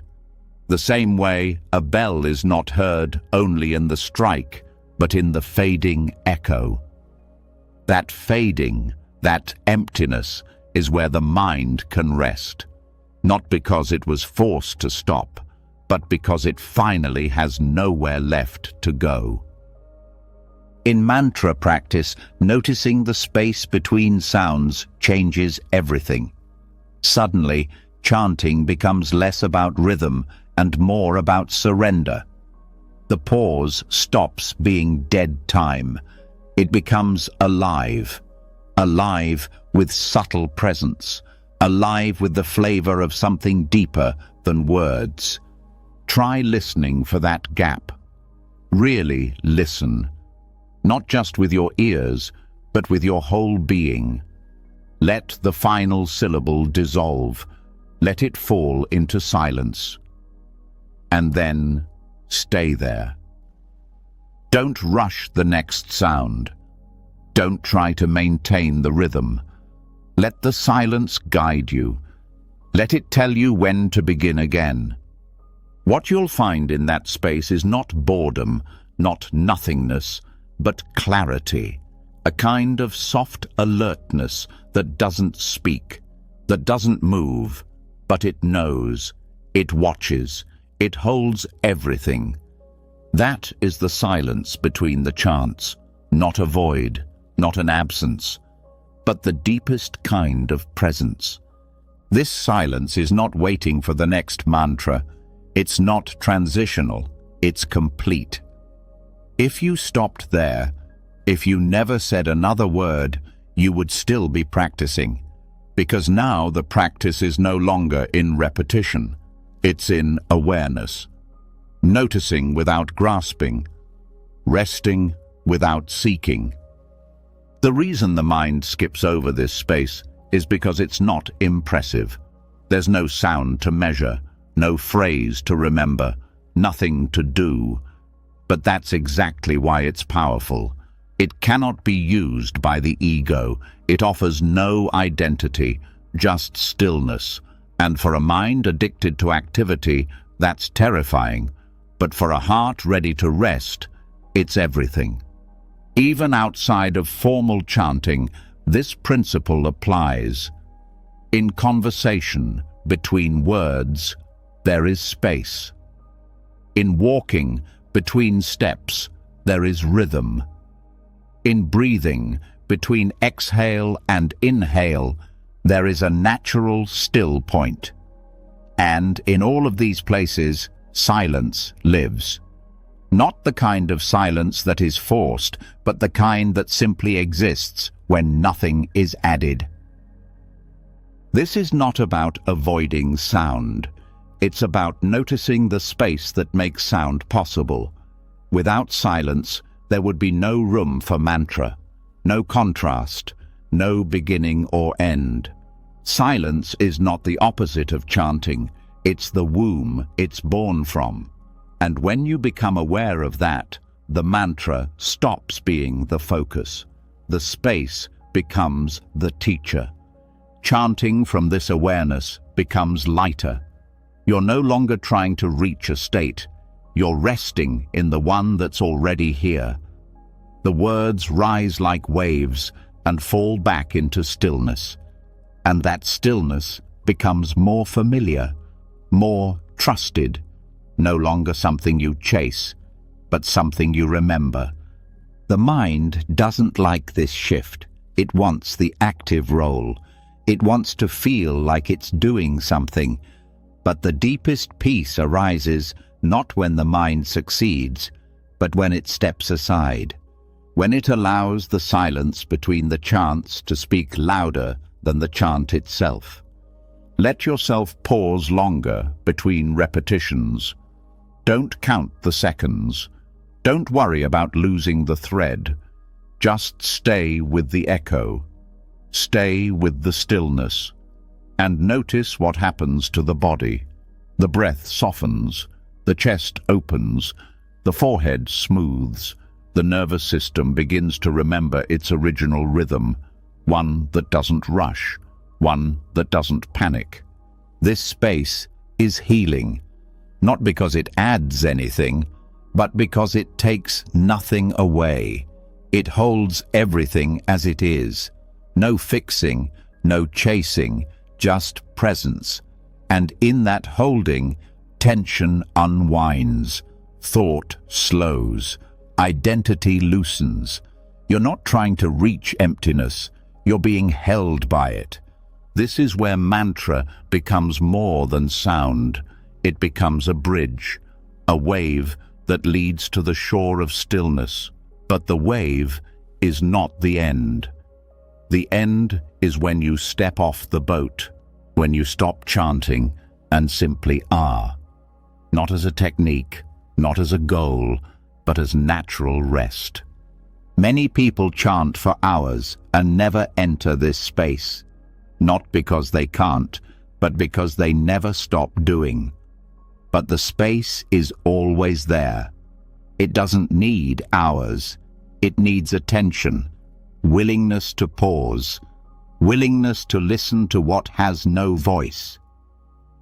The gap between chants is a kind of death, a temporary end of sound, a moment without identity.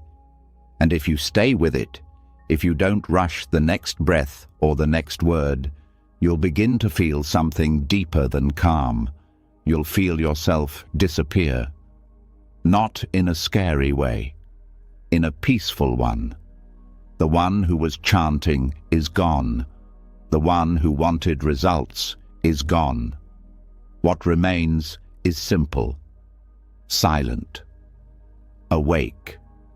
This is why mantra is not just about repetition, it's about rhythm.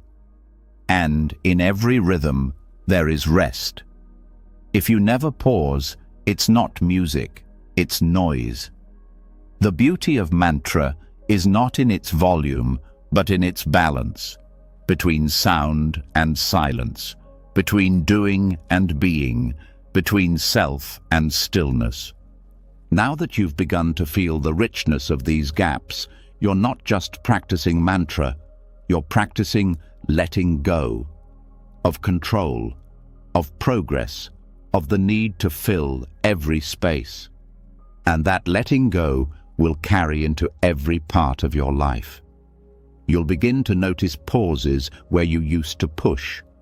You'll hear quiet where you used to hear nothing. Now that the space between sounds has been touched and silence is no longer something to fill, but something to enter, the mind begins to reveal its last defense, movement without reason. Not words, not planning, not even craving, just stirring, like water that never clears because it keeps being shaken. And the more we try to settle it, the worse it gets. Thoughts become cloudy, emotions turn thick, clarity vanishes. But the problem isn't the content, it's the constant movement. What if peace doesn't come from solving what's inside the water, but from not touching it at all? The ancient metaphor is simple, a bowl of water filled with mud. If left alone, the dirt settles, the water clears. But if stirred, even with good intentions, it stays murky. This is the nature of the mind when it's agitated. Thoughts rise, we try to fix them. More thoughts appear. We analyze, we resist, we search for the cause. And with every mental movement, the water stays dark. Not because clarity is far, but because stillness hasn't been allowed to do its job. Stillness is not a tool. It's a condition. Like gravity, it doesn't need belief or effort. It works on its own. But the mind doesn't trust that. It's been trained to do something, always. Even when suffering, it wants to help. So it tightens, it thinks harder, it seeks answers. But what if the most healing thing the mind can do is nothing? Doing nothing is not passivity. It's allowing. It's the absence of manipulation, the gentle refusal to interfere. When the mind is stormy, the instinct is to react, to fix the feeling, to distract from it, to explain it. But each reaction becomes a new ripple. Each analysis is another hand stirring the bowl. The real freedom begins when the stirring stops. This isn't a mental technique, it's a shift in posture. Instead of meeting thought with thought, meet it with space. When emotion rises, don't chase the story. Don't search for meaning. Feel the weight of it, but let it be. Stay with the energy, but don't label it. Just sit, just rest. Let the dust settle. The mind may scream, but this is dangerous. I'll drown in this feeling. I'll stay stuck forever. That's the fear of stillness. But stillness has never drowned anyone. It's not the water that overwhelms, it's the thrashing. When the fight ends, the body floats. When the fixing stops, the peace appears, not as something added, but as something uncovered. Thoughts are natural. They come like wind. They pass like clouds. But what makes them heavy is the belief that they need your attention, the assumption that every thought requires a response, that every emotion needs a solution. But that's just conditioning. Truth doesn't need to be managed. It reveals itself when space is given. This is why meditation is often misunderstood. People think the goal is to stop thought, to push away distraction. But the true practice is to stop interfering, to let the river run without trying to build a dam, to sit by the stream, not jump in and rearrange the current. Try this. Next time your mind is cloudy, don't search for clarity.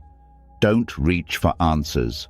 Sit down, close your eyes, feel the restlessness, and don't move, not physically, not mentally. Don't argue with what's happening, don't analyze it, just be with it, like sitting beside a friend in silence. Let the thoughts swirl, let the feelings churn, but you stay still. At first, the mind will resist. It will beg for distraction. It will claim urgency. But if you don't follow, if you stay still, something begins to shift. The turbulence loses its power, not because you solved it, but because you stopped feeding it. And slowly, like sediment sinking to the bottom, the mind begins to clear. This is not a one-time event.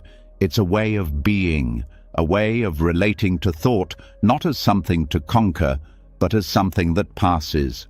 Turbulence is not a flaw. It's just what happens when stillness hasn't had a chance to work. The healing is built in, but it only happens when you stop interfering. Even in daily life, this applies. When someone says something upsetting, the reaction rises fast. A story forms. A defense builds. But if you pause, if you let the response pass without grabbing it, clarity returns. Not because you figured it out, but because you didn't add to the ripple. Clarity is not something created. It's revealed. The more space you give, the more the natural intelligence of stillness shows itself. And it's deeper than logic. It doesn't come in words, it comes in peace. Not peace as an idea, but peace as the absence of disturbance. This is what the Buddha pointed to, not a mind that controls itself, but a mind that no longer interferes with its own movement. A mind that trusts its own stillness. that knows silence is not the lack of something, but the presence of everything that doesn't need to be controlled. When you begin to live this way, a new kind of confidence forms, not based on knowing what to do, but on knowing that you don't have to do anything, that life unfolds, that emotion fades, that confusion resolves, all on its own when given the space. This isn't resignation, it's wisdom. It's the deep recognition that the mind doesn't always need help, that peace isn't on the other side of effort, it's underneath it, always waiting, always available. Just one breath, one pause, one moment of non-doing away. Now that the muddy water of thought has begun to settle and peace is no longer something chased but something uncovered, a deeper layer of noise starts to rise to the surface, not in the form of words or emotions, but in the weight of what was. The past, not as an event, but as a story that never stops being told. It echoes in the mind's quiet moments, inserts itself into daily decisions, and keeps reappearing in the way we see ourselves. Memory doesn't just store, it binds. And as long as those bindings remain, the mind can't fully empty. Silence can't stay where the past is still being repeated. The mind believes memory is identity. It ties everything to what came before. This is what I did. This is what happened. This is who I am. And those statements feel safe. They give structure, but they also create walls. A mind full of past stories cannot see clearly. It filters every new moment through old meaning. It projects the past into the present and calls it truth. But it's not truth. It's residue. Buddhism teaches that clinging causes suffering. And one of the deepest forms of clinging is not to people or things, but to memory.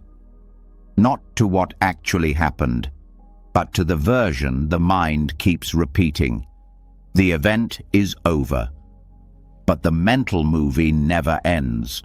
The same scenes replay, the same feelings are rehearsed, the same blame is assigned, and with every replay, peace slips further away. Letting go of memory doesn't mean forgetting. It means loosening the grip.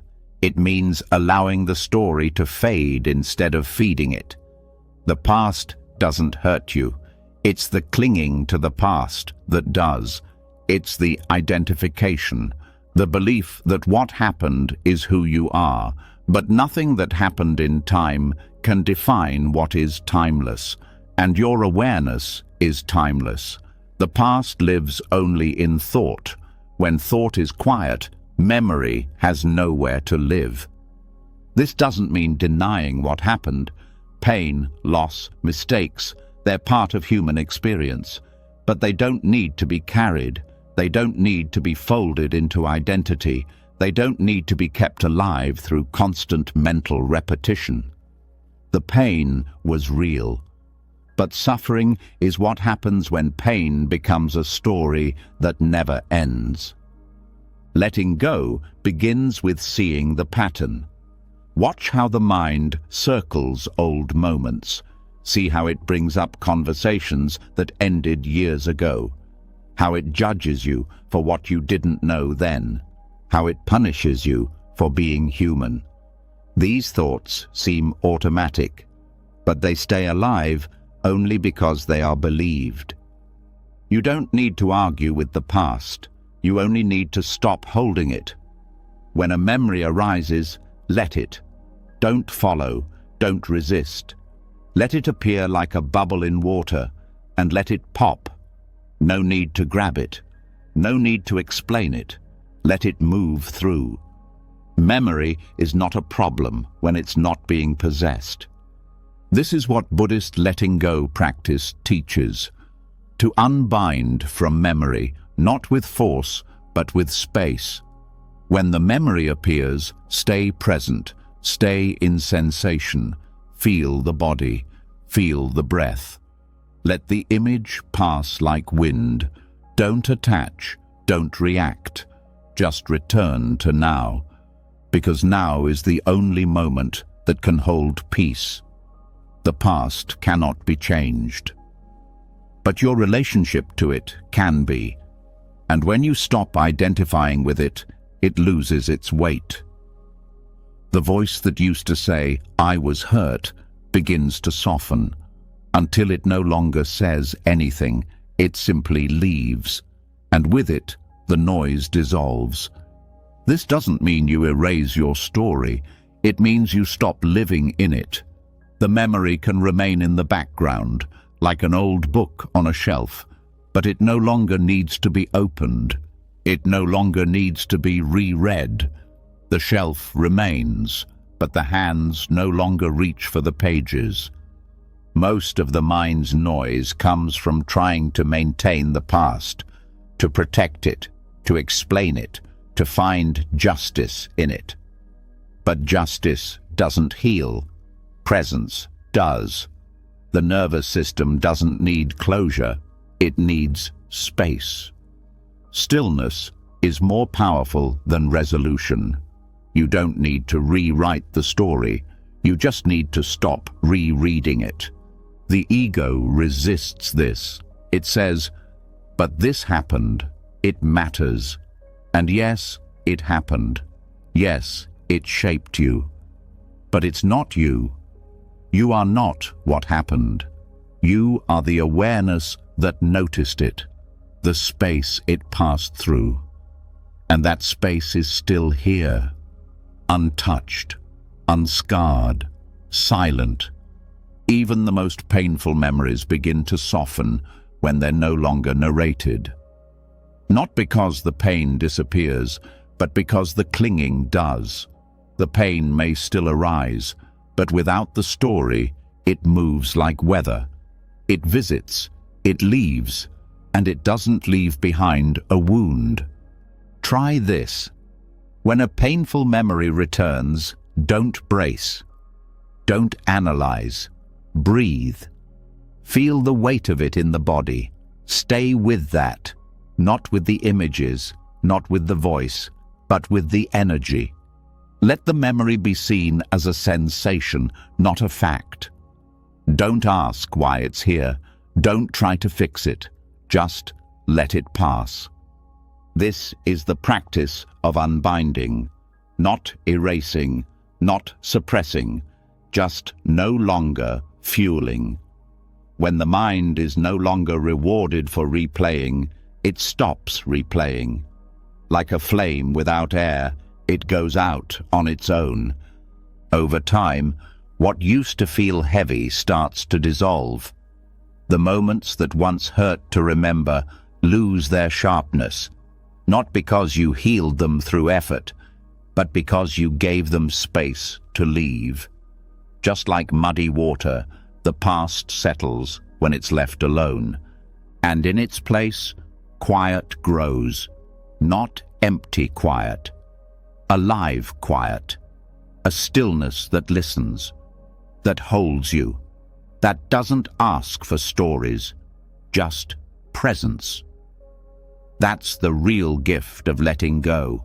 Not freedom from memory, but freedom from identification. You stop being the one who suffered. You return to the one who saw it all without being harmed.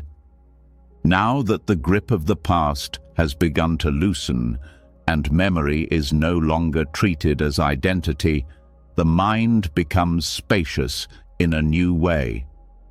But even in this space, something keeps moving. Thought. Not loud or dramatic, just steady. Whispering opinions, offering conclusions, suggesting fears. And it's not the presence of thought that keeps the mind full. It's the belief in it, the automatic agreement, the silent, unconscious yes we give to every mental voice. But what if thoughts were never meant to be believed? What if they're just appearances, like clouds drifting through awareness, not facts to be followed? The truth is, the mind produces thoughts the way the body produces breath. They rise without permission. They appear without effort. Most people never question this. They assume that if a thought appears, it must mean something, that it must be important. But the vast majority of thoughts are not important. They are echoes, residue, mental reflexes conditioned by years of repetition, and they don't need to be believed. They only need to be seen. Belief is not something obvious. It happens automatically. A thought appears. I'm not doing enough. And before you even know it, your body tightens. Your breath shortens. Your chest contracts. Not because of the thought itself, but because you believed it, without challenge, without awareness. That belief became suffering, not the thought. Watching a thought without following it changes everything. It doesn't require suppression. It doesn't require fighting. It requires a shift in relationship. You become the witness, not the participant. You observe without reacting, without agreeing, without adding more noise. Buddhist practice has always emphasized this, that liberation comes not from perfect thoughts, but from seeing thoughts as they are, just thoughts, not truths, not evidence, not instruction, just passing mental events, like wind through an open window. You don't have to close the window, you just stop chasing the wind. This doesn't mean you try to make the mind silent. It means you stop mistaking its noise for guidance. The mind can speak, it can even shout, but it loses power when you stop nodding to every word, when you see the thought and choose not to follow. This takes practice, because the habit of belief is old. A thought about failure feels like identity. A judgment feels like reality. But if you stay with it, if you pause before responding, you start to see the gap, the moment between thought and belief. And in that gap, freedom lives. Try this. When a thought appears, name it silently, not its content, but its category. Planning, judging, worrying. This helps create space. It reminds you that the thought is a type, not a truth. Then let it pass, like noticing a car drive by. You saw it, you didn't get in. This skill changes the way you live. Instead of reacting to every mental suggestion, you begin to choose, not from control, but from awareness. Not because you mastered the mind, but because you stopped believing everything it said. Thoughts often carry emotion. They don't respect me. I'm not enough. These lines carry pain not because they're true, but because they're believed. The pain is not in the thought, it's in the agreement, the automatic yes that turns thought into suffering. But when you stay rooted in awareness, thought becomes light, not heavy, not dangerous. It floats through, it doesn't grab, it doesn't stick. Even painful thoughts begin to pass, not because they were solved, but because they were not held. The less you believe your thoughts, the quieter the mind becomes, not by force, but by disinterest. The thoughts may still appear, but without belief, they don't grow. They don't feed on attention. They simply rise, flicker, and fall. This is where inner spaciousness begins, not in having no thoughts, but in having no loyalty to them, no attachment, no identification. The thoughts become weather, and you are the sky, untouched, ever present, clear. Sometimes the mind will test this. A strong thought will arise. This is urgent. This can't wait. And the body will tighten again. That's the pull of belief. But pause, wait, ask, is this true? Not as a mantra, but as an honest check. Is it a fact or just a familiar voice? Most thoughts are not original. They are recycled, repeated thousands of times, and yet each time they feel new, because they're believed again. But if you begin to see the pattern, belief weakens. You start to recognize the thought without falling into it. This is the old fear again. There's that story of not being enough, and you let it pass, not with effort, but with space. There is no need to silence the mind, only to step out of its echo. Thoughts will rise. Let them. Thoughts will speak. Hear them, but don't answer. Don't debate. Don't grab. Just let the show play without becoming an actor in it. This is where deep peace grows, a kind of stillness that exists not because thought is gone, but because belief is gone. You no longer confuse mental noise with truth. You no longer chase shadows. You sit, you see, you stay open, and in that openness, life changes. Not dramatically, not loudly, but gently. You stop reacting to every emotion. You stop defending every opinion. You stop performing for every imagined audience. Because the voice that demanded all that, it was just a thought. And now it's no longer believed. Over time, the mind starts to settle, not because it was tamed, but because it was met with stillness. Thought begins to respect space. It doesn't push as hard, it doesn't scream as loud, because it no longer gets rewarded with attention. And when it does push, when the thoughts feel overwhelming, you remember the truth, that nothing the mind says is you, that no belief is required, that awareness doesn't need to explain itself, it just sees, and that seeing without belief is freedom. Now that thought no longer has to be believed, and the mind has begun to loosen its grip on internal dialogue. A new layer of tension quietly reveals itself, less obvious, more subtle, but just as binding. The need to get it right. The invisible pressure to be calm enough, focused enough, spiritual enough. It's not loud. It wears the face of sincerity. It hides behind discipline.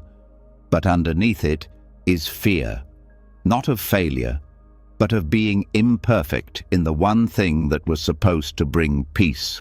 And that fear, when left unseen, becomes the very noise that the practice was meant to dissolve. This is the paradox. The mind sets out on a path to find stillness, and somewhere along the way, it turns the path into a performance.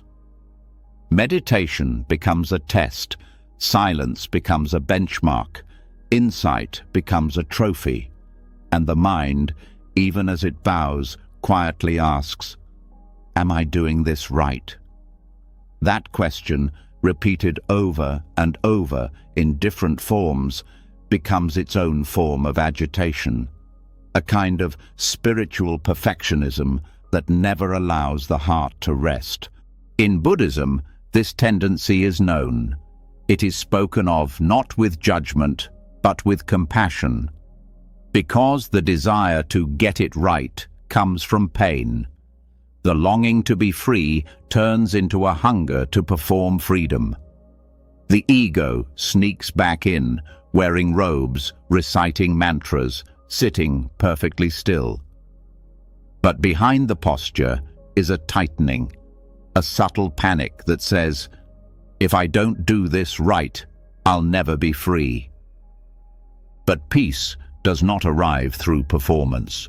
It arrives through surrender, through softness, through letting go of the need to improve every second. The mind cannot create emptiness by force. It cannot reach stillness by trying to be good. Stillness appears when the trying stops. This doesn't mean practice is unimportant. It means the quality of the mind during practice matters more than the structure of the practice itself. You can sit perfectly still for hours and still be lost in the noise of trying to get somewhere.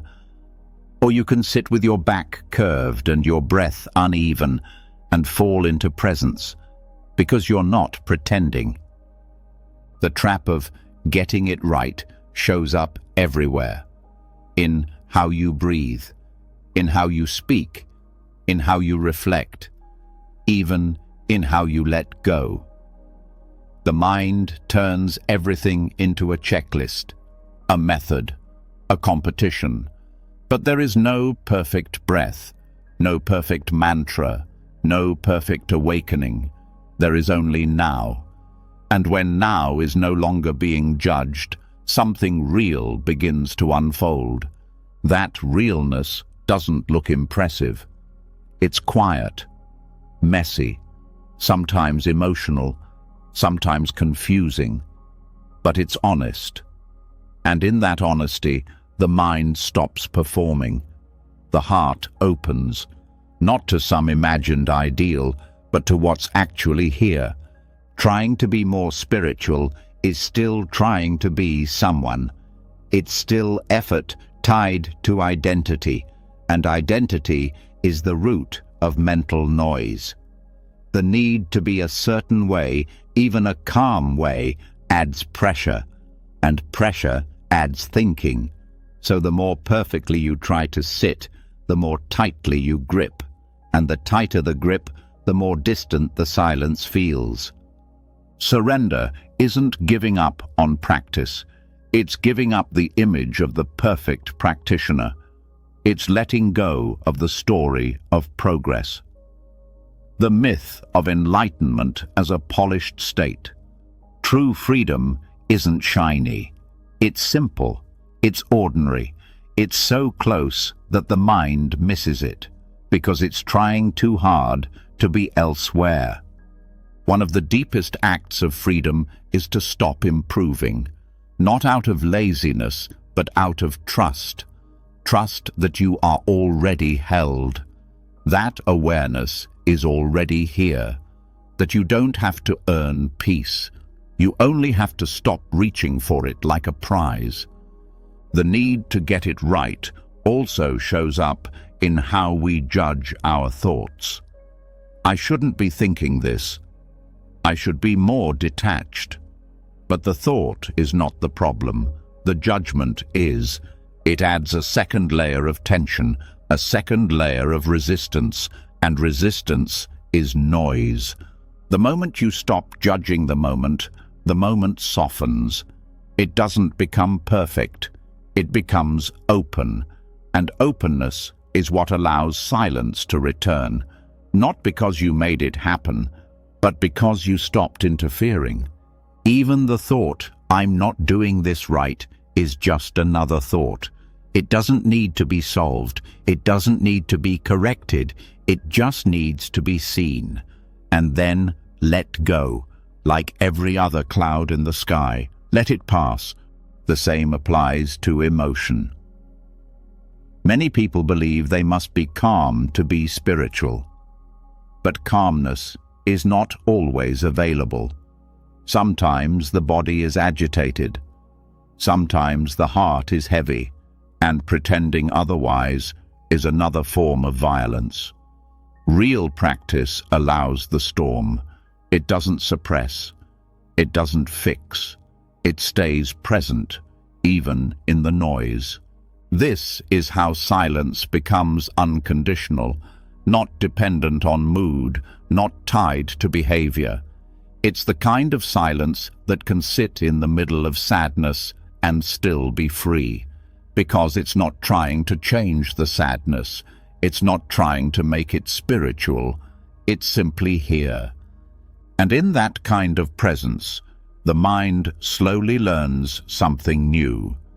That stillness is not a goal. It's a default. A home it returns to when it stops chasing every improvement, every concept, every badge of progress. Progress is not the goal. Peace is. And peace often comes not through steps forward, but through releasing the idea that you ever needed to move at all. The only journey is from tension to rest, from pretending to presence, from control to surrender. Try this. Next time you meditate, drop the script. Don't try to be focused. Don't try to be still. Just sit. Let the body breathe. Let the thoughts pass.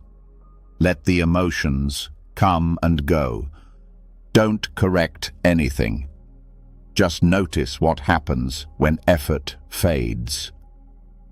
You may find that the stillness was always there, beneath the effort to create it. This way of being is not lazy. It's deeply alive. It doesn't abandon care. It releases control. It doesn't stop practice. It deepens it.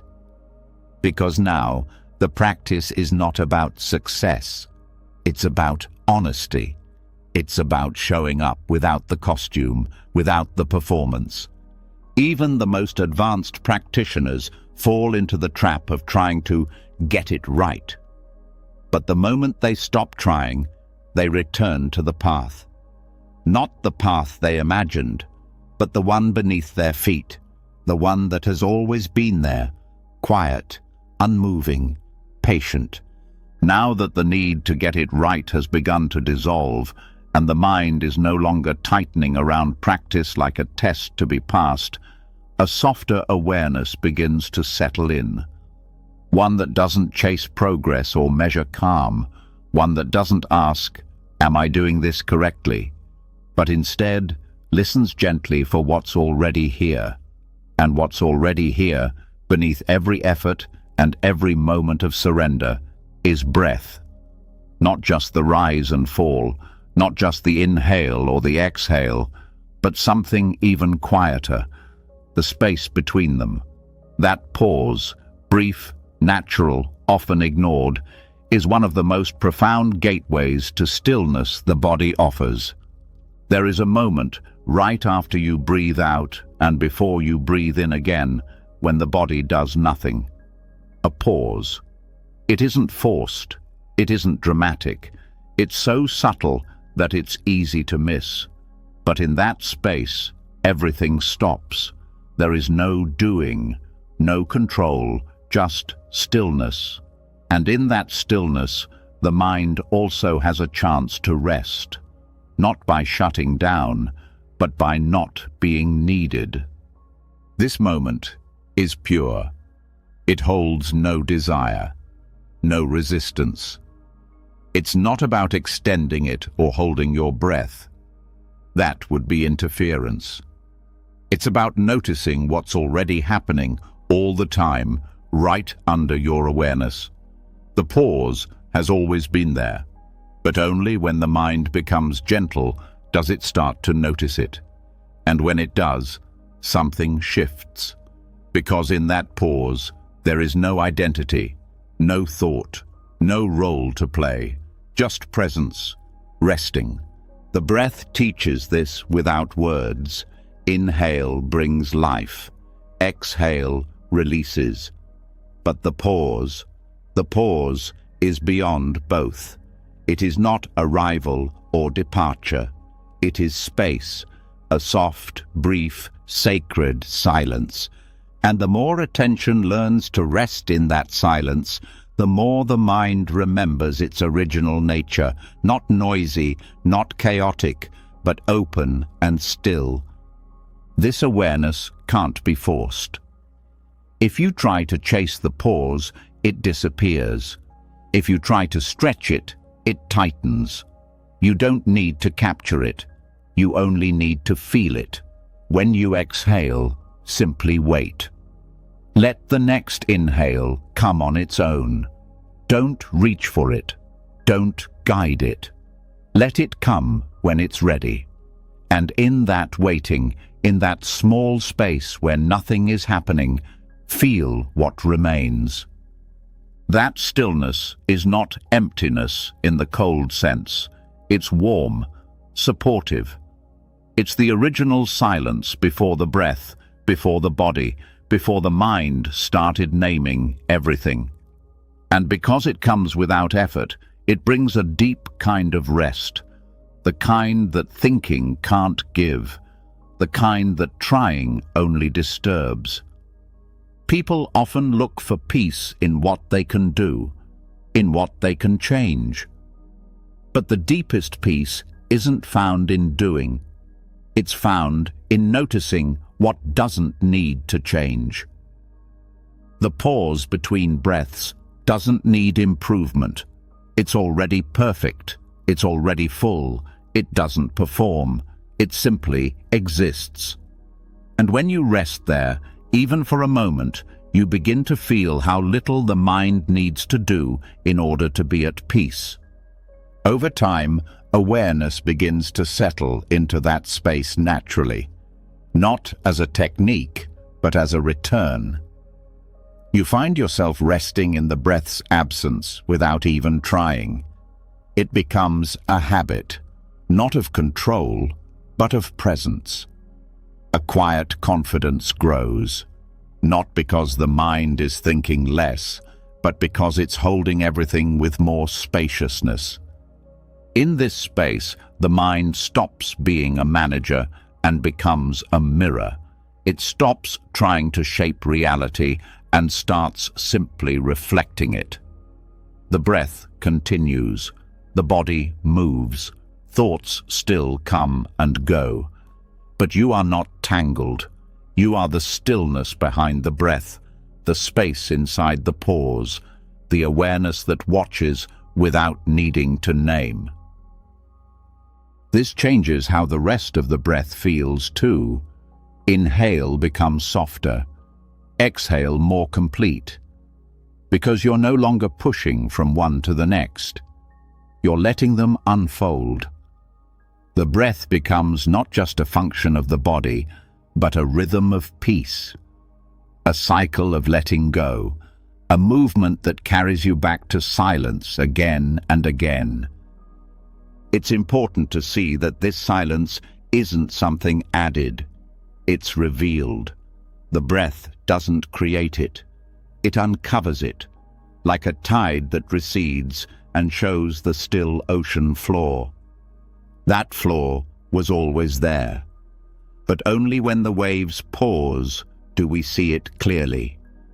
That clarity begins to bleed into everything, not just in meditation, but in walking, speaking, listening.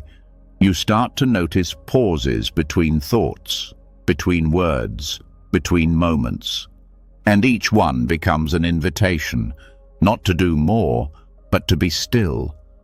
The world is not short on noise, but it is starving for pauses, for space, for moments when nothing needs to be said, nothing needs to be explained. The breath's pause is your teacher in this. It shows that silence is not a threat, it's a return, a home that was never gone, just covered by sound. This is why the pause matters so deeply, not because it's long or dramatic, but because it's real. It's untouched. In that moment, you are not your story. You are not your plans. You are not your doubts. You are simply here, alive, aware, free from the mind's grip. Let yourself rest in that more often, not by force, but by invitation. When you exhale, feel what's left behind. Don't rush to inhale. Wait. Trust. Let the breath return on its own.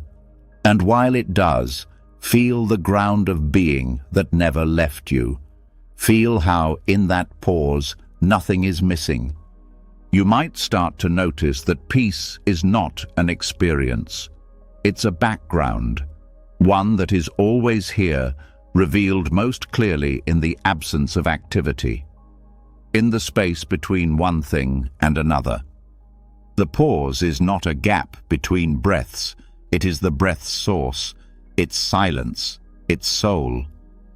Now that attention has begun to rest in the space between breaths and silence has been touched without effort, it becomes easier to notice the subtle noise that keeps returning even in stillness. Not loud, not chaotic, but steady. The inner narrator. That quiet, continuous voice inside the mind that labels every moment, judges every feeling, explains every detail. It talks while you're eating. It comments while you're meditating. It even whispers during peace.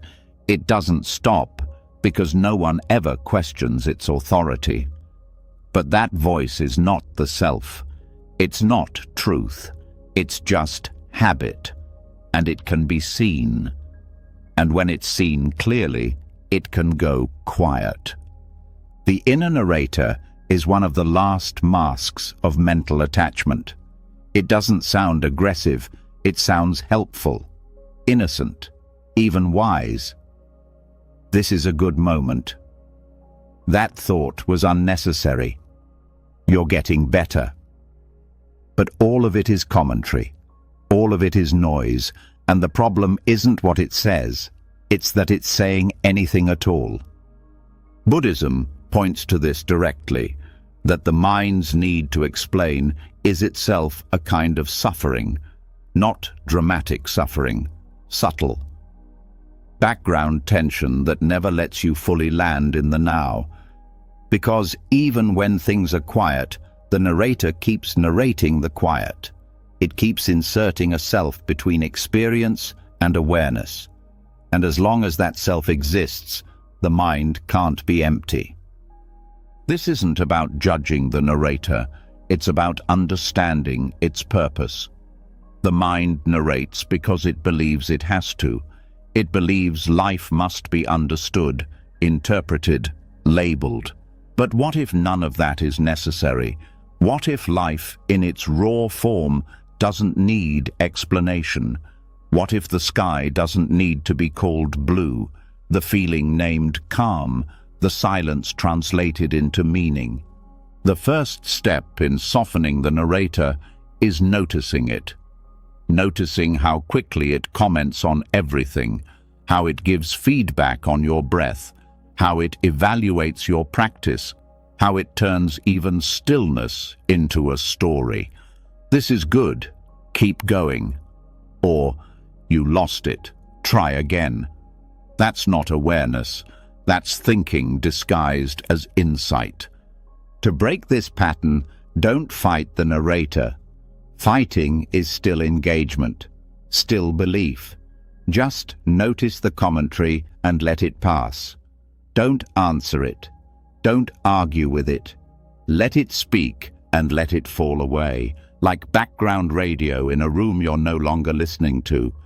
Eventually, the narrator loses energy. It speaks, but it doesn't land. And then it pauses.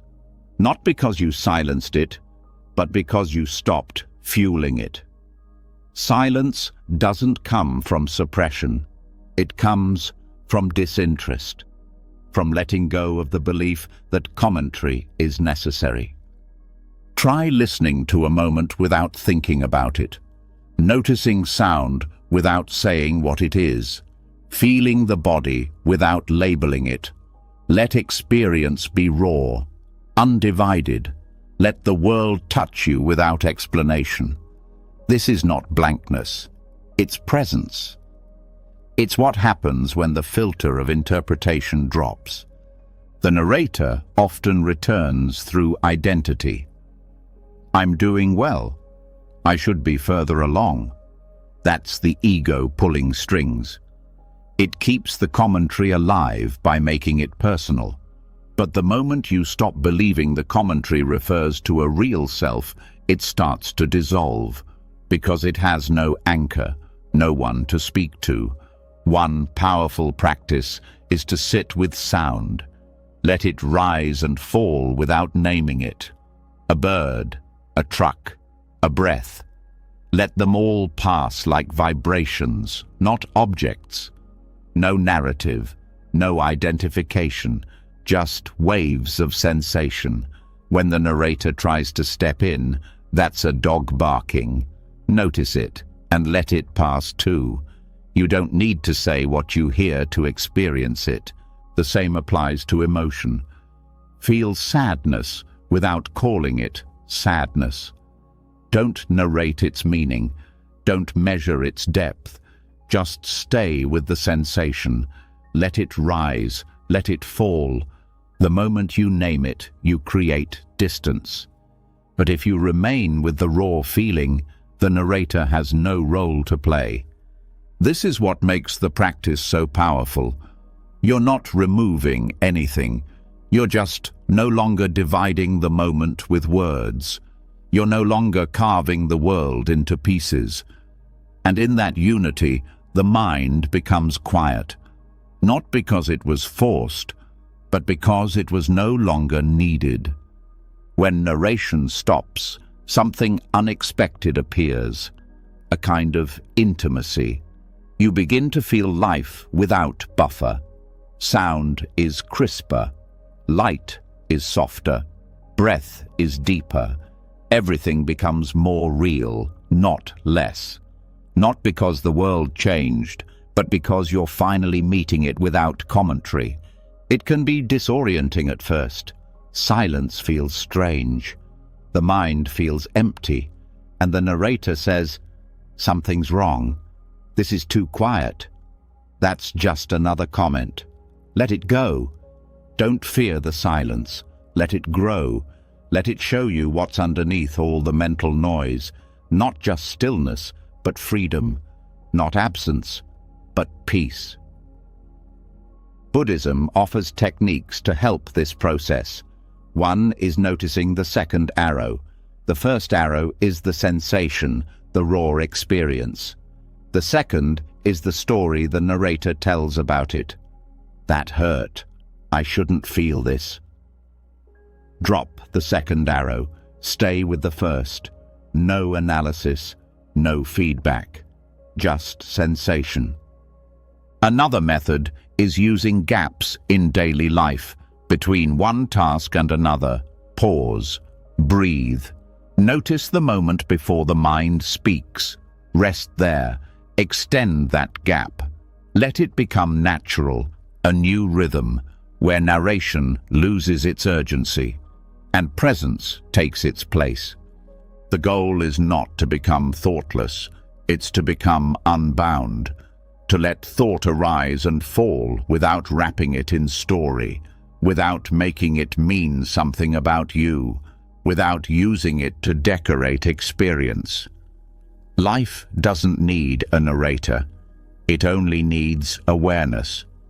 And when narration returns, and it will, meet it gently. Don't scold it, don't cling to it, just say, "There you are," and let it go, like seeing an old habit walk by. Familiar, but no longer in charge, no longer needed. Now the mind begins to settle into something deeper. It no longer organizes the world with words. It no longer explains every sensation. It just rests, not in blankness, but in presence, in being. Now that the inner narrator has begun to quiet, and the need to interpret every experience has been exposed for what it is, a reflex, not a necessity, the mind begins to taste a silence that doesn't depend on understanding. But something still lingers, a quieter craving, the need for meaning, not loud, not obsessive, but always present in the background, as if every breath, every pause, every moment must justify itself, must be useful, must have a reason. And that subtle need becomes a weight. It turns life into a search. It makes silence feel like emptiness. But silence is not empty. It's full, and not every moment needs to mean something for it to be sacred. The mind is addicted to meaning. It wants to extract value from everything, to turn stillness into progress, to turn rest into insight. Even spiritual practice becomes another project. What did I learn from this? What's the deeper truth here? How does this help me grow? But these questions, repeated often enough, become noise. Because not everything needs to teach. Not everything needs to serve a purpose. Some moments are whole simply because they exist. This is difficult for the thinking mind to accept. It believes life should be a series of steps. Every step must lead somewhere. But presence is not a staircase. It's the ground. And standing still on that ground is not failure. It's freedom. A moment of wind on the skin doesn't need to be inspiring. A breath doesn't need to be profound. A pause doesn't need a lesson. And when the mind stops demanding meaning, peace floods in. Not because something new was found, but because something old was released. This is the sacred uselessness the teachings speak of. A state where the moment is allowed to be itself, free from the pressure to explain, to improve, to produce. In this space, the heart begins to relax, the mind stops measuring, and the present is no longer a tool, it's a home. Buddhism never demands that life always be useful. In fact, it points to the opposite. That the deepest truths arise when we stop chasing them, that the most nourishing peace comes when we stop needing to achieve. Meditation itself is an act of sacred uselessness. You sit, you breathe, and nothing needs to happen, and that nothing is enough. The compulsion to understand everything creates mental clutter, because understanding is not always available. Some feelings have no name. Some moments resist explanation. Some experiences don't carry lessons. And trying to find meaning where there is none only makes the silence feel broken. But silence doesn't need to speak. It doesn't need to validate itself. It doesn't need to give you something in return. It gives by being. And when the mind stops asking, "Why is this here?" it begins to rest in what's here, and what's here is always enough. This shift is subtle but powerful. It turns the ordinary into the sacred, not because of what it means, but because it's seen without interference. A tree is no longer a metaphor, it's just a tree. The sound of rain is no longer symbolic, it's just sound. And in that rawness, something deeper is touched. Not knowledge, not wisdom, but presence. The more the mind lets go of meaning, the more it discovers simplicity. And simplicity is where peace lives, not in answers, but in the absence of the question, not in understanding, but in freedom from needing to understand. Try walking without interpreting. Let each step be just a step. Don't think about what it means. Don't look for insight. Just feel the rhythm, the contact with the earth. Let the walk be pointless. And in that pointlessness, notice how the mind softens, how the breath deepens, how the pressure to get somewhere vanishes. This is not about giving up meaning entirely. It's about letting it arrive when it wants to, not when it's demanded. Real meaning cannot be forced. It arises naturally, like a breeze, like laughter. It shows up when the space is open, not when the mind is clinging. Even in conversation, The need to make every word matter creates pressure. But when you speak without trying to say something profound, the heart begins to speak instead. And when you listen without trying to decode, the other person becomes more than their words. They become presence, and presence always speaks louder than meaning. Letting go of this need brings a different kind of clarity, the kind that doesn't solve problems but makes them irrelevant. Because when you're no longer trying to extract value, you begin to feel value in what already is. The value of sitting with nothing. The value of a moment that doesn't move. The value of just being here without any justification. This is sacred because it returns you to what cannot be measured. Not everything needs to have a result. Not every breath needs to lead to insight. Sometimes, the most peaceful experience is the one that gives you nothing, no realization, no lesson, no transformation, just space. And in that space, healing happens, not because something was fixed, but because the need to fix dissolved. The nervous system stops bracing, the thoughts stop spinning, the heart stops performing, and you are left with presence, quiet, unassuming, whole. This is not something the world teaches. The world teaches value through utility, worth through contribution. Even rest must be productive. But the Dharma points elsewhere. It points to the lotus that blooms in still water, to the breath that flows for no reason, to the silence that gives everything by giving nothing. Let yourself taste that now. Sit, breathe. Let the moment arrive without a message. Let it be free of insight, free of depth, free of progress.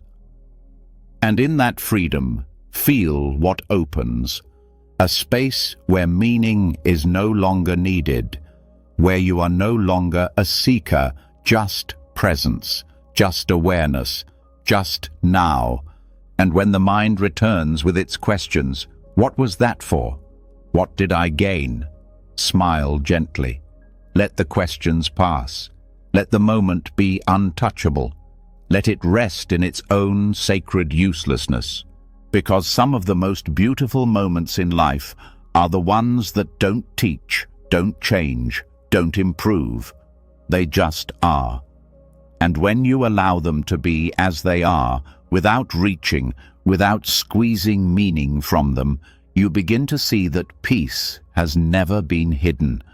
It's only been masked by your attempts to define it.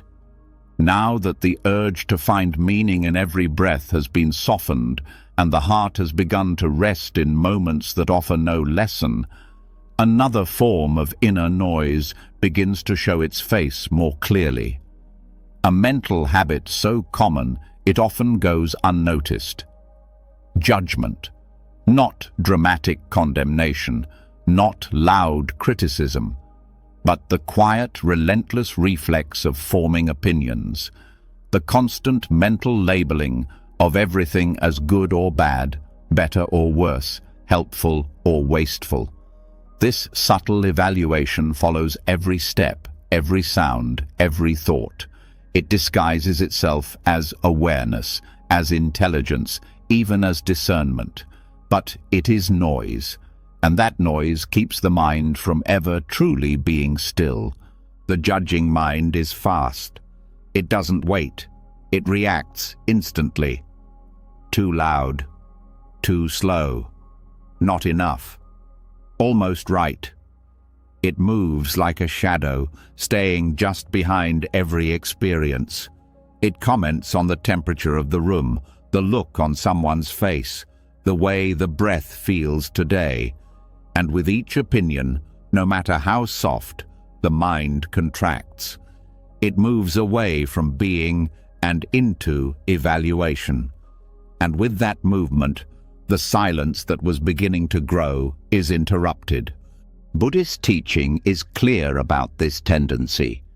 It points out that one of the most subtle forms of clinging is not to objects, not to people, not even to memories, but to opinions, to the belief that the mind's commentary is correct, that it's necessary, that you need to hold a position about every moment. But what if you don't? What if the moment doesn't need your opinion to exist? Letting go of opinions doesn't mean becoming passive. It doesn't mean losing intelligence.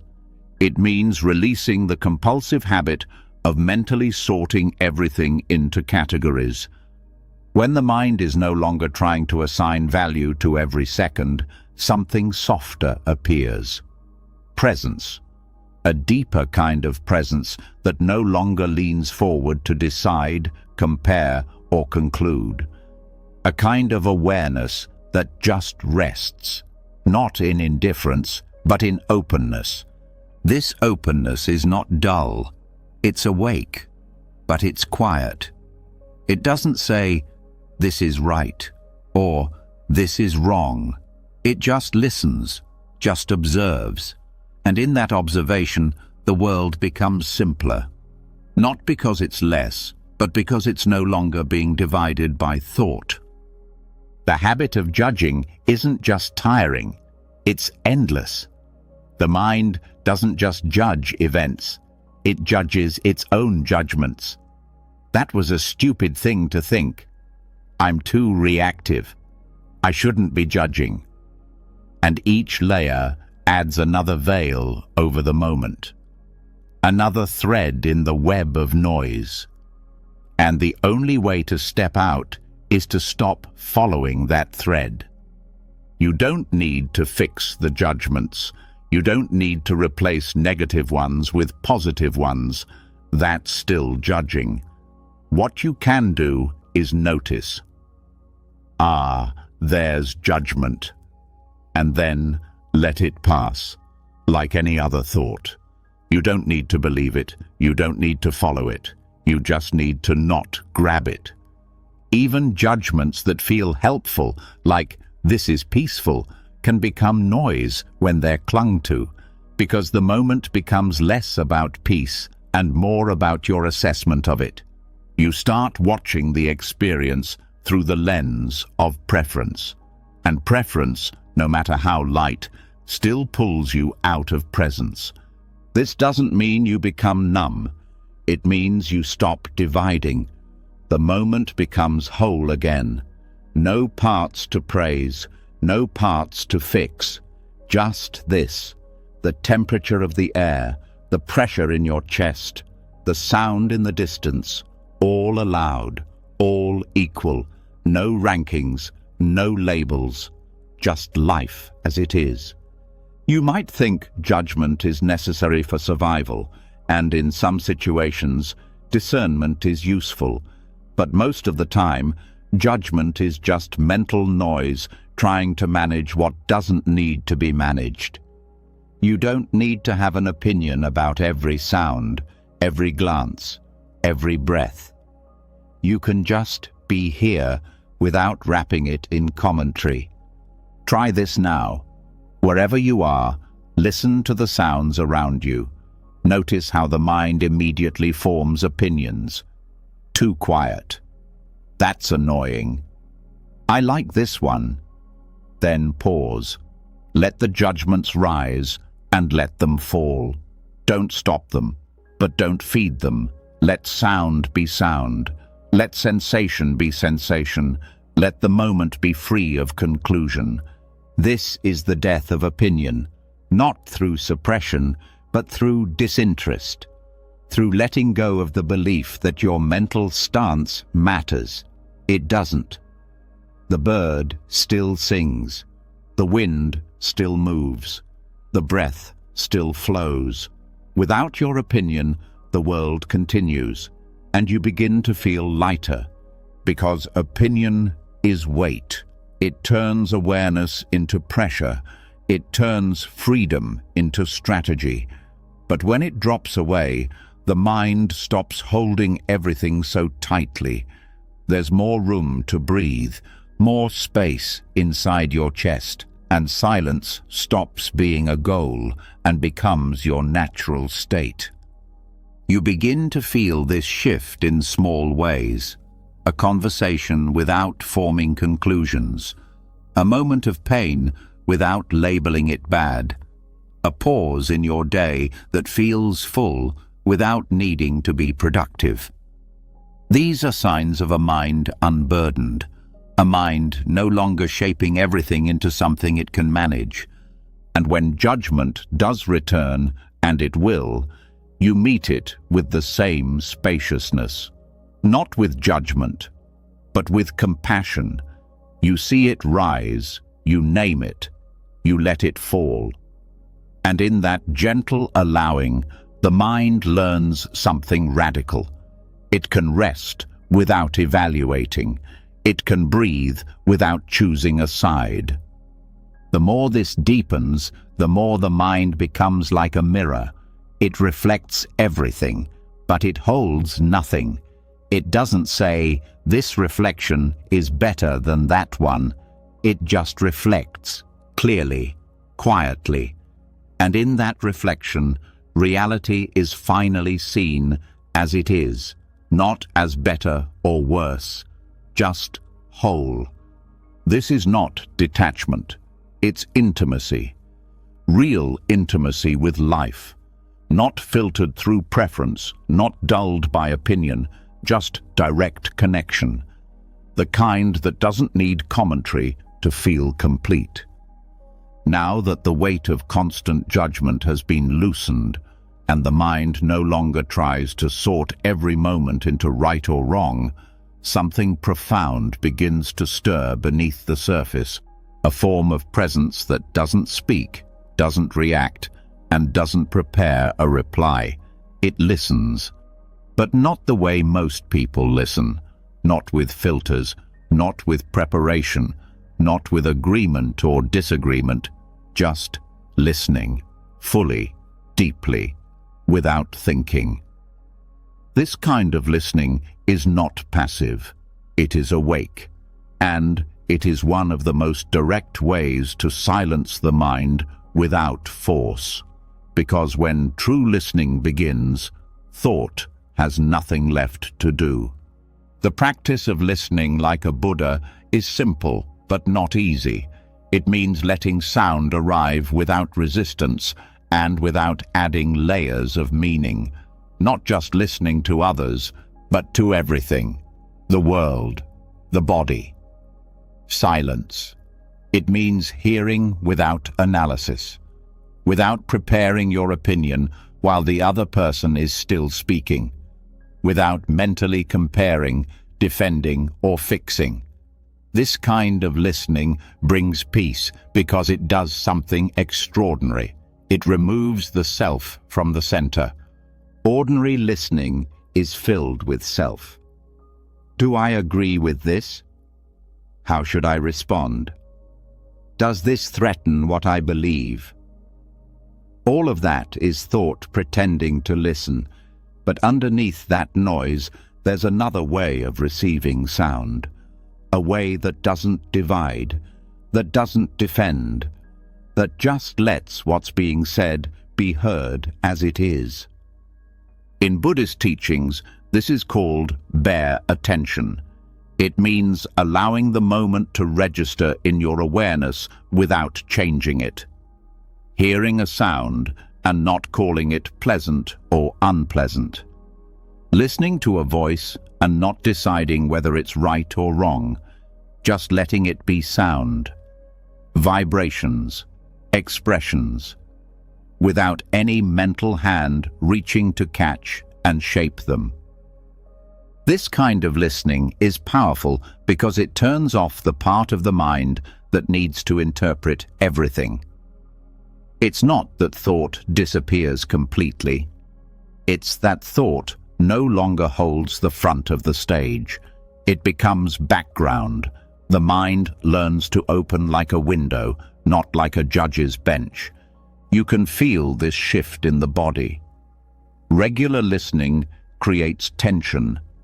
There's a slight forward lean, a tightness in the face, a readiness to respond. But deep listening creates space. The shoulders drop, the breath slows, the chest opens. Because there's nothing to prove, nothing to protect, just sound being heard. Try it in conversation. When someone speaks, don't plan your reply. Don't evaluate what they're saying. Just receive it. Let the words pass through your ears into stillness. If a thought arises, don't fight it. Just don't feed it. Don't follow it. Return to the sound. You'll begin to notice something unexpected. That people feel safer around you, not because you agree with them, but because you're not interrupting their presence with your own mental reactions. You're giving them space to be heard, not just by you, but by silence itself. And the benefit isn't just for them, it's for you. The more you listen without thinking, the quieter your mind becomes. Because you're not adding to the moment. You're not turning sound into story. You're not translating life into commentary. This also applies to sounds outside of conversation.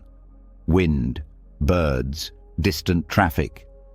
Let these sounds reach you without naming them. Don't say, "That's a bird." Just hear the pitch, the rhythm, the quality. Let your awareness rest on the sound the way sunlight rests on water, warm, weightless, effortless. Over time, this practice begins to change how you experience everything. You no longer need words to explain what's happening. The experience becomes enough. You don't need to name peace to feel it. You don't need to analyze pain to stay with it. The mind begins to rest in direct contact, not in thought, in presence. And this presence begins to fill more moments. Not just the quiet ones, but the difficult ones. When someone is upset, when noise is loud, when opinions are strong, instead of reacting, you stay present. You hear the words, but you don't become the story. You feel the emotion, but you don't become the storm. This is not detachment. It's intimacy without clinging. It's listening without turning the world into a mirror of your own thoughts. The ego doesn't get to hijack the experience.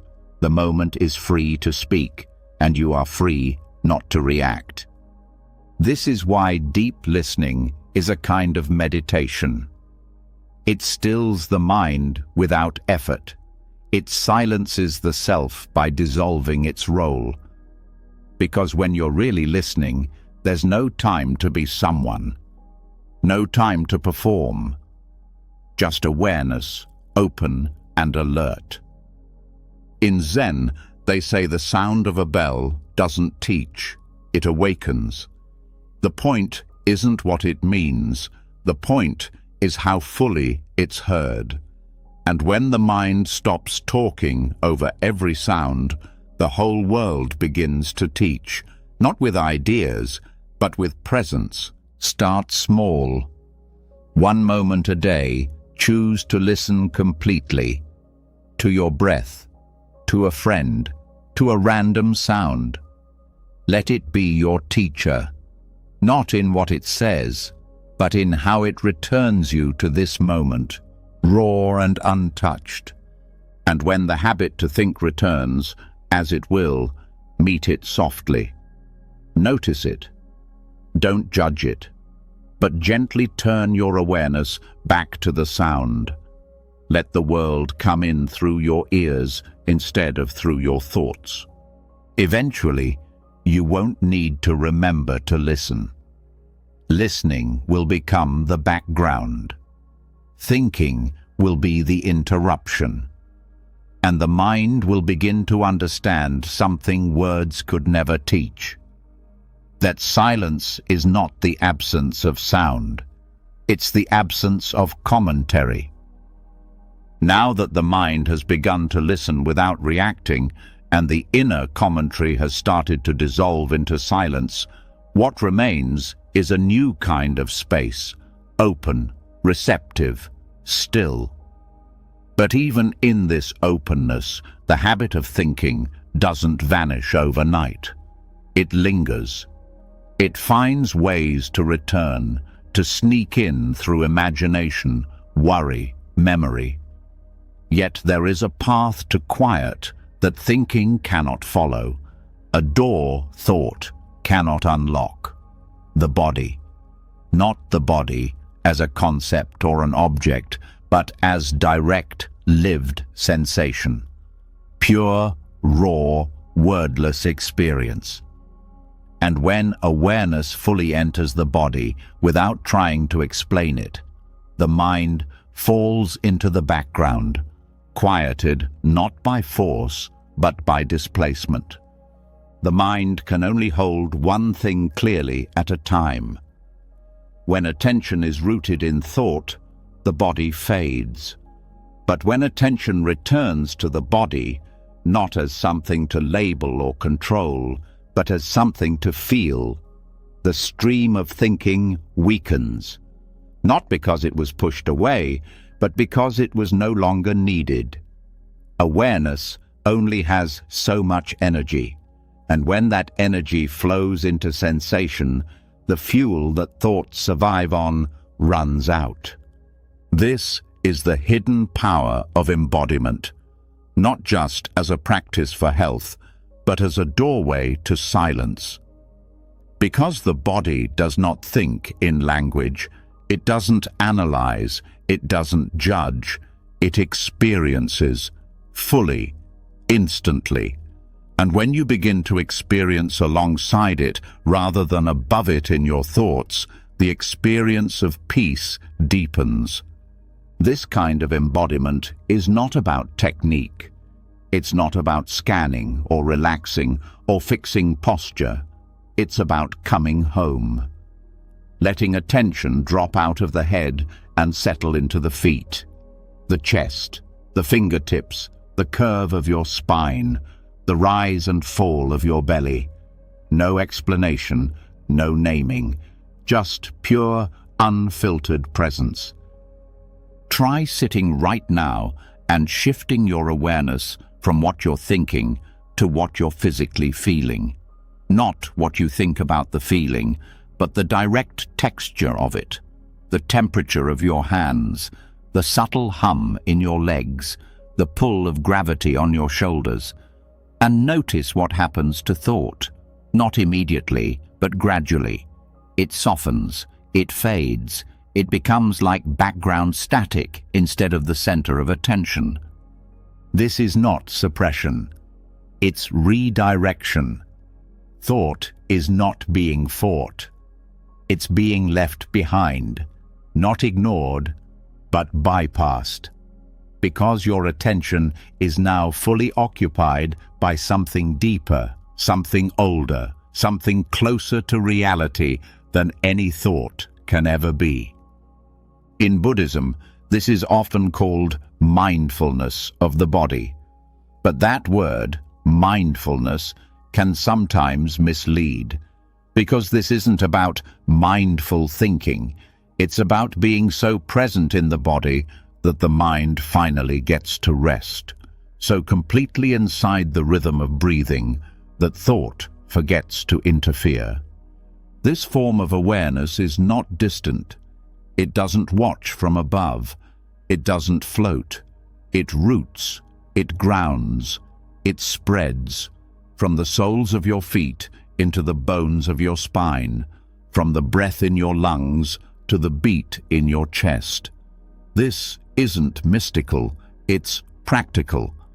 The most direct way to unplug from overthinking is to plug into sensation, and the more you rest in the body without trying to use it, the more the body reveals itself as alive, as intelligent, as naturally still. You begin to feel the pulse of presence, not as an idea, but as a vibration, a hum that doesn't ask questions, that doesn't need answers, that just is. This kind of embodiment brings a humility to practice, because the body doesn't care how spiritual you are. It doesn't ask whether you're enlightened. It only asks that you show up, that you feel, that you let go of trying to understand and finally allow yourself to be. When you're in the body fully, the mind stops narrating, because there's no space left for commentary, and the stillness you were chasing begins to reveal itself as the natural state of being that was always there, hidden behind a wall of thoughts you didn't even realize you were listening to. You start to walk differently, not trying to walk better, just more aware. Your steps slow, your muscles soften, the ground feels more real, because your attention is now in your feet, not your plans. You're no longer walking to get somewhere, you're walking to feel the act of walking. Even eating becomes different. The taste, the texture, the warmth. When the mind isn't analyzing every bite, the food becomes more alive, more satisfying. Not because it changed, but because your relationship with the moment did. And when pain arises, which it will, you stay with it, not to fix it, not to name it, just to feel it. Let it burn, let it pulse, let it speak through sensation instead of thought, and notice how it changes, how it moves, how it dissolves without your intervention. The body knows how to release. It just needs the mind to get out of the way. Over time, you begin to feel that the body itself is a temple of silence. Not because it's always comfortable, but because it doesn't talk, it doesn't spin, it doesn't divide the world into concepts. It just feels. And that feeling, when met fully, becomes the end of mental noise. This is why monks sweep floors slowly, why they eat in silence, why they walk without distraction. Not because those actions are holy, but because they keep awareness in the body, because every action becomes a meditation when it's embodied, when it's lived, not just thought about. And the more this happens, the more thought begins to retreat. It stops trying to help.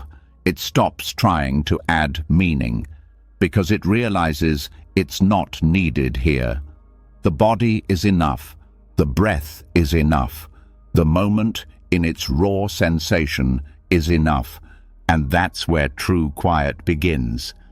Not in a thoughtless sky, but in the ground beneath your feet. In the hands you're using to wash a cup. In the neck you feel stretching as you lie down. In the spine that holds you upright as you breathe. Every cell of your body becomes a doorway to peace.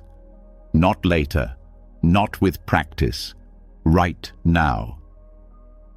Now that awareness has settled deeply into the body and thought has lost its grip through direct, wordless sensation, the silence begins to feel more stable, more natural. But just as the mind starts to rest, another disturbance quietly slips in, more subtle than noise, more refined than distraction. A craving, not for objects, not for pleasure, but for stillness itself. The desire to stay in peace, to maintain emptiness, to keep the quiet going. And in that craving, even if it's spiritual, the noise returns, not through sound, but through tension, through grasping, through the mind once again trying to hold something that can only be received when it's not being chased. This is one of the last illusions on the path to true emptiness, the belief that silence can be possessed. That stillness is something to achieve and keep. But the very act of wanting to be calm is what disturbs calmness. It turns peace into a goal, and the mind, Even if it no longer thinks about the past or the future, now starts thinking about being peaceful. That too is thought. That too is a disturbance. Buddhism speaks clearly about this. Craving is not only about desire for pleasure or escape. It includes craving for spiritual states, craving for clarity, craving for insight, and most dangerously, craving for peace. Because this craving wears the robe of wisdom, it hides behind noble intentions. But it still clenches, it still reaches, it still says, "This moment is not enough. I must get somewhere better." And that very idea cuts you off from the place you're trying to reach. Real stillness doesn't respond to pressure. It cannot be manipulated. It arrives naturally when nothing is being added to the moment, when there is no more grasping, when awareness stops chasing and starts resting. This craving can show up in many forms. I was peaceful earlier. Why not now? If I breathe deeper, maybe I'll feel stillness again. This practice was working yesterday. All of these are thoughts wearing the mask of care, but underneath they are demands, quiet ones, but demands nonetheless. To move beyond this, the mind must learn how to truly rest, not just in the absence of thoughts, but in the absence of wanting anything from this moment. Not even the desire to stay free of desire. Let the moment be hollow. Let it be plain. Let it be nothing special. This is where true peace waits. You don't have to push away the craving. That would just create another layer of resistance. You don't have to analyze it. You don't have to fix it. You just have to see it clearly, to feel it when it arises. That tightening in the chest, that subtle expectation, that small inner push to keep the silence alive. And when you see it, don't react. Don't get involved. Let it be there. Let it rise and fall, and through your non-engagement, it will weaken. Every time the mind says, "Hold on to this peace," respond with stillness, not by agreeing, not by arguing, just by letting that thought pass like a leaf on a river. The river doesn't stop for a leaf, and your presence doesn't have to stop for craving. This is how silence deepens, not when it's held tightly, but when it's allowed to come and go like breath. It's not your job to protect peace. Peace does not need protection. It only needs space. It only needs the absence of pressure. The more you relax your grip, the more you notice that peace is not fragile. It doesn't shatter when thought returns. It doesn't disappear because craving appeared. It waits, beneath it all, ready to be seen again once the mind lets go of trying to own it. Try sitting now with no goal, no technique, no expectation. Don't chase stillness. Don't create calm. Just be. And when thoughts rise, let them. When restlessness stirs, feel it. When silence fades, accept it, all of it. This is not failure. This is the path. And in that openness, the strange paradox appears. Stillness is strongest when you don't care if it's there. When you stop craving it, it comes. When you stop needing it to stay, it settles. Like water that stops rippling the moment nothing touches it. You begin to trust the silence, not because it's always present in the way you expect, but because you realize it's always underneath. It's not lost. It's only temporarily hidden by the mind's reaching. And when reaching stops, the silence is already here. Even in daily life, this craving shows up. A moment of peace during a walk, followed by the mind saying, "Don't lose this." And then it's gone. Not because peace vanished, but because the craving replaced it. Wanting it too much became the very thing that blocked it. Freedom comes when you stop trying to arrange the moment, when you let go of your ideas about what peace should feel like, how it should last, what it should deliver. Peace doesn't deliver anything. It's not a gift. It's not a transaction.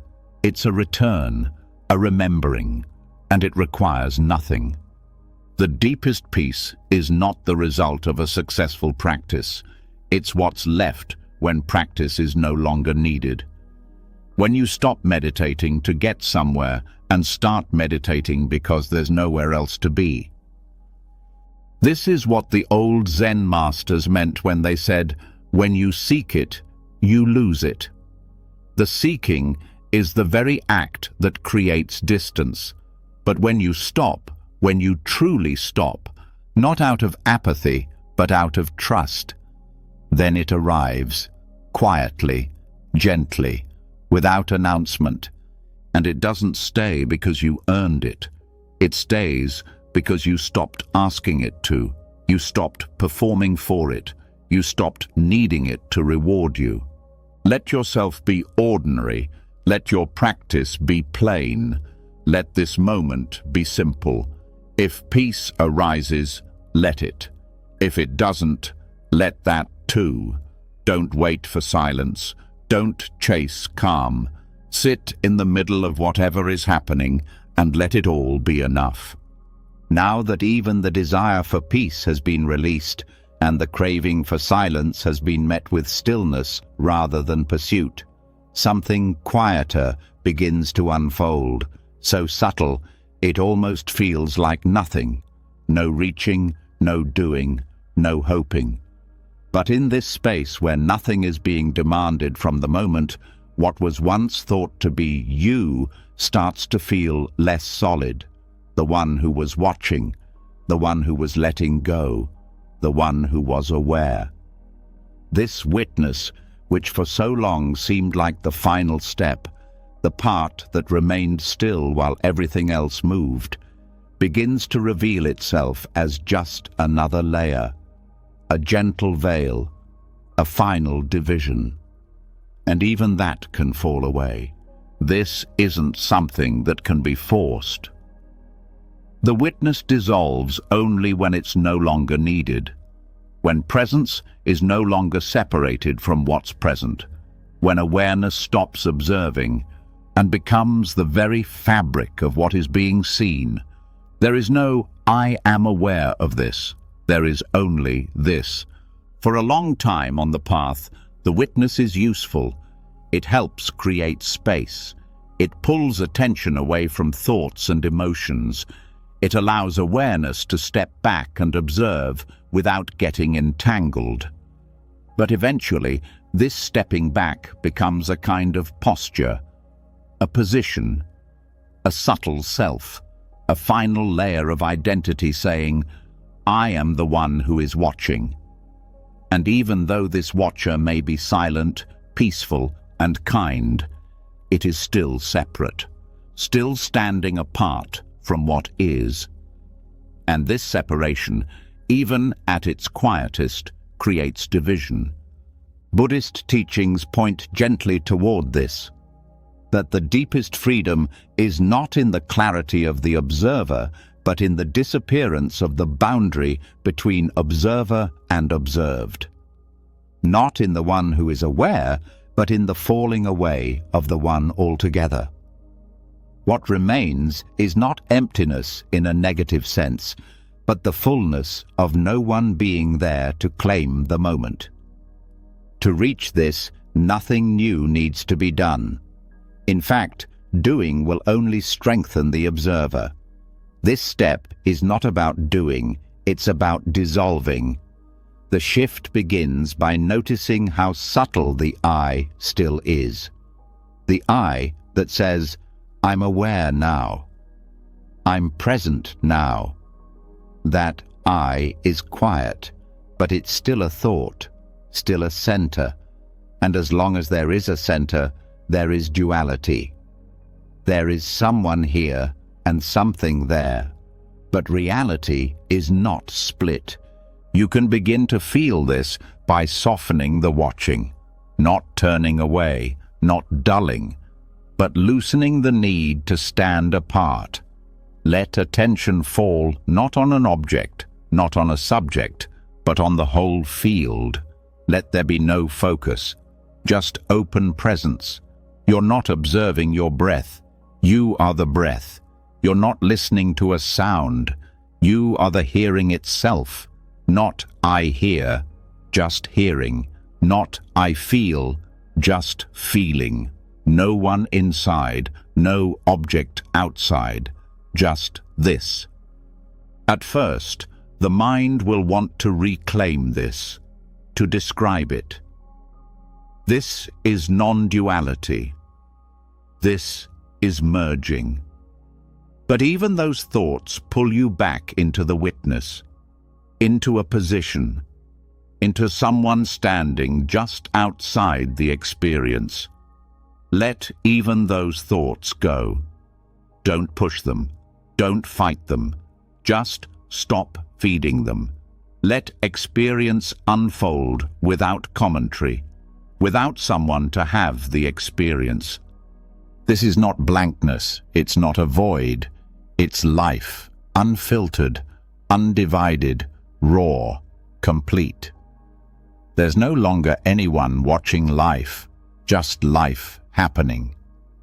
The breath breathes, sound sounds, thought may even arise, but there's no thinker.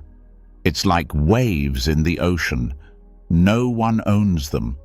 They just move. And in this, the sense of self quietly vanishes.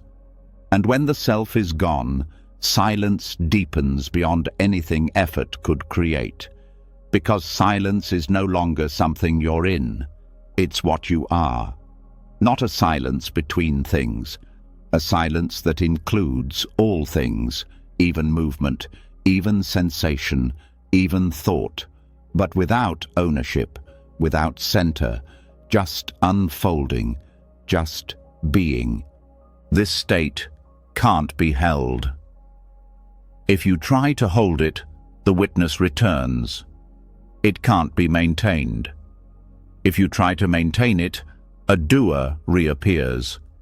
It's not something you get into. It's something that appears when you stop claiming presence as yours, when there's no one left to practice, just the practice practicing itself. The reason this is so rarely described is because words themselves are a return to duality. The moment you say, "I merged," it's over. The merging never happened to someone. It happened when someone was no longer there, and so this moment can never be remembered properly, never owned, never repeated. It's a gift that arrives when the ground is ready, when all clinging, even to awareness, has fallen. That's why the final instruction is no instruction. Just be, not as a someone who is being, just being. Let what's seen be seen, let what's felt be felt, and let the boundary fall away. It may start as a moment, a flash, a pause between thoughts where everything feels wide, borderless, where you disappear and yet nothing is missing. Over time, these flashes stretch. They last longer, until presence without position becomes the new normal. And the sense of a watcher seems strange, like a game you used to play. Even when the witness returns, and it will, there's no need to resist. Just see it. Don't fight it. Don't follow it. Let it fade like mist in sunlight. The more softly you allow it to appear and dissolve, the more natural the shift becomes. And when the shift stabilizes, life continues, but it feels different, simpler, lighter. There's no one holding it all, no self protecting a story, no one trying to get it right. Just this. Just now. And that's enough. Not because you chose to make it enough, but because there's no one left who needs more. This is the end of the journey. Not a destination, but a disappearance. The mind no longer tries to escape itself, because there's no longer a self to escape. What remains is pure presence, not yours, not mine, just what is. And in that presence, peace doesn't come and go. It doesn't rise and fall with mood. It doesn't depend on anything, because peace is not a state. It's the absence of division. It's the end of the search. Now that the witness has dissolved, and there is no longer a center from which to observe or manage experience, the mind enters a deeper stillness, one that doesn't rely on awareness as a position, but flows as undivided presence. Yet, even here, in this openness, one final habit remains. It doesn't shout or pull.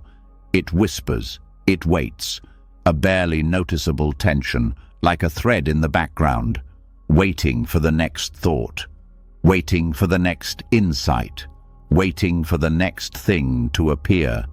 And that waiting, gentle as it may be, is still doing. It is still a form of reaching.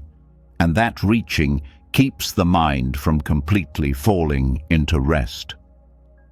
This anticipation is subtle. It's not the kind that anxiously hopes or nervously plans. It's more refined, more spiritual in disguise. It's the quiet scan for what comes next. The mental posture that leans forward just slightly, ready to catch whatever arises. Even after the self has been seen through, even after thought has softened and awareness has dropped all commentary, there can still be this readiness, a low hum of mental preparation, and as long as it remains, the mind cannot fully let go. In Buddhist language, this is still grasping, not for objects or stories or identity, but for continuity, for the next moment of experience. It's the mind trying to stay in control by staying aware of what's coming, but true awareness doesn't anticipate. It doesn't wait for the next moment to begin. It is the space that allows all moments without reaching for them. This is where the deepest surrender begins, not of effort, but of expectation. The expectation that something will happen. That thought will return. That silence must be maintained. That awareness should stay awake. Even this is too much. Even this is extra. Surrendering the next thought doesn't mean trying to stop it. It means giving up the need to be ready for it.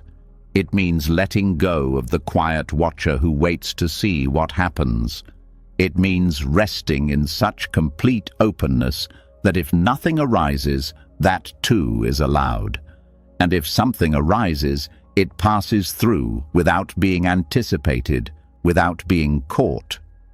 You can feel this habit if you sit still enough. There's a tension in the center of the forehead, a slight forward tilt in attention, a readiness to register whatever appears. Drop it. Let attention fall back. Not onto anything, just let it fall. Let it dissolve into the field. The mind may protest. But what if I lose presence? What if a thought sneaks in unnoticed? What if I miss the moment? These are just more thoughts, more attempts to manage what doesn't need managing. You can't miss now, because now doesn't need your readiness. It only needs your absence of resistance. In deep meditation, this anticipation often shows up right after silence begins to feel stable. The mind, unused to not doing, quietly prepares for interruption. It waits for the thought that always comes. But this very waiting prevents the depth from deepening.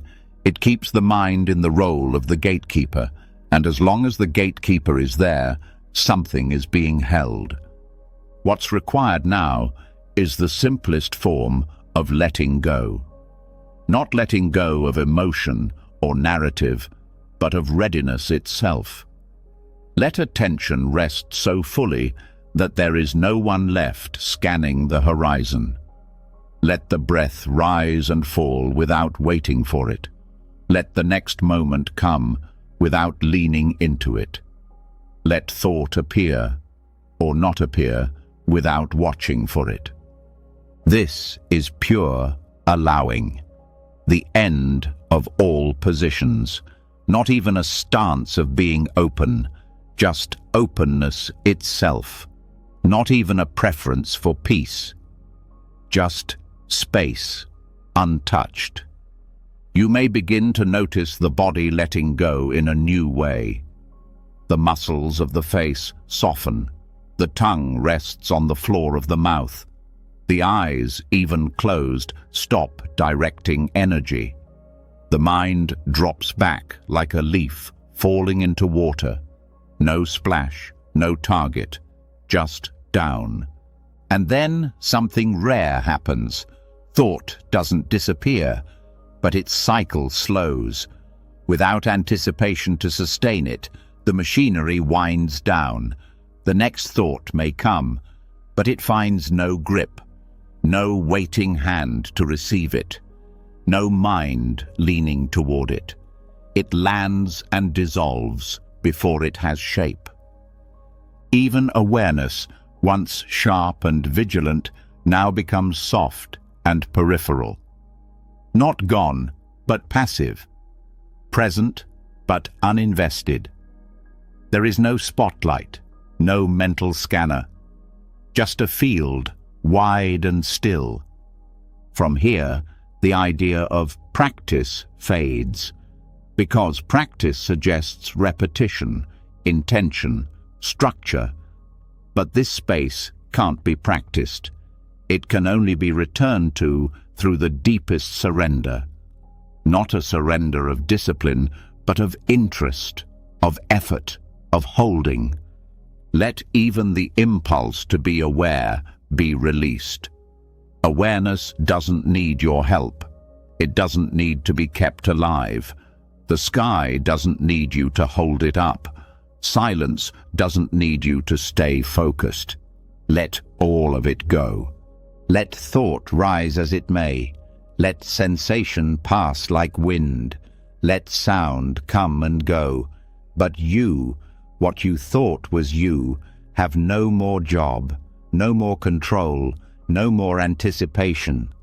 What's left is stillness without edges, a stillness that no longer fears movement.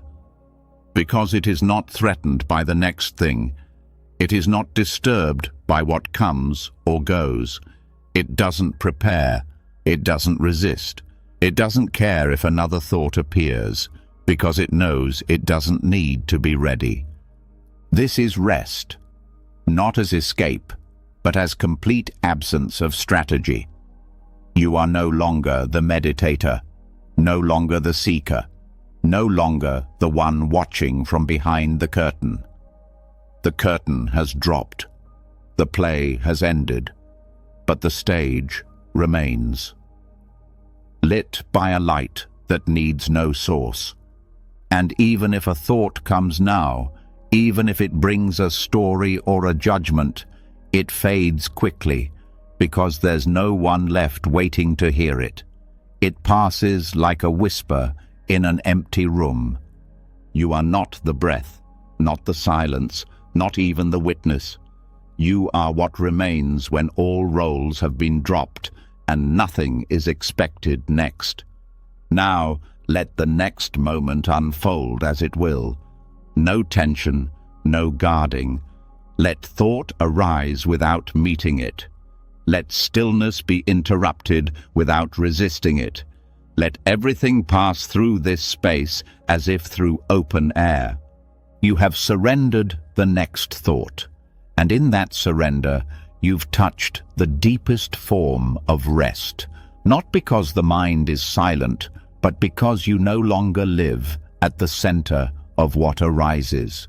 Stay here. Nothing more is needed. You've just taken a journey few ever dare to take, not outward into the world, but inward, into the silence most people spend their whole lives avoiding. One by one, the layers of noise fell away. Thought was seen for what it is, not truth, just movement. The need to get it right, let go. The craving for peace, released. Even the witness, the final quiet watcher, dissolved into stillness. And what remained wasn't blankness. It wasn't emptiness in the hollow sense. It was openness, space, freedom. The kind of peace that doesn't come and go because it's not something you do. It's what you are when you stop trying to be anything else.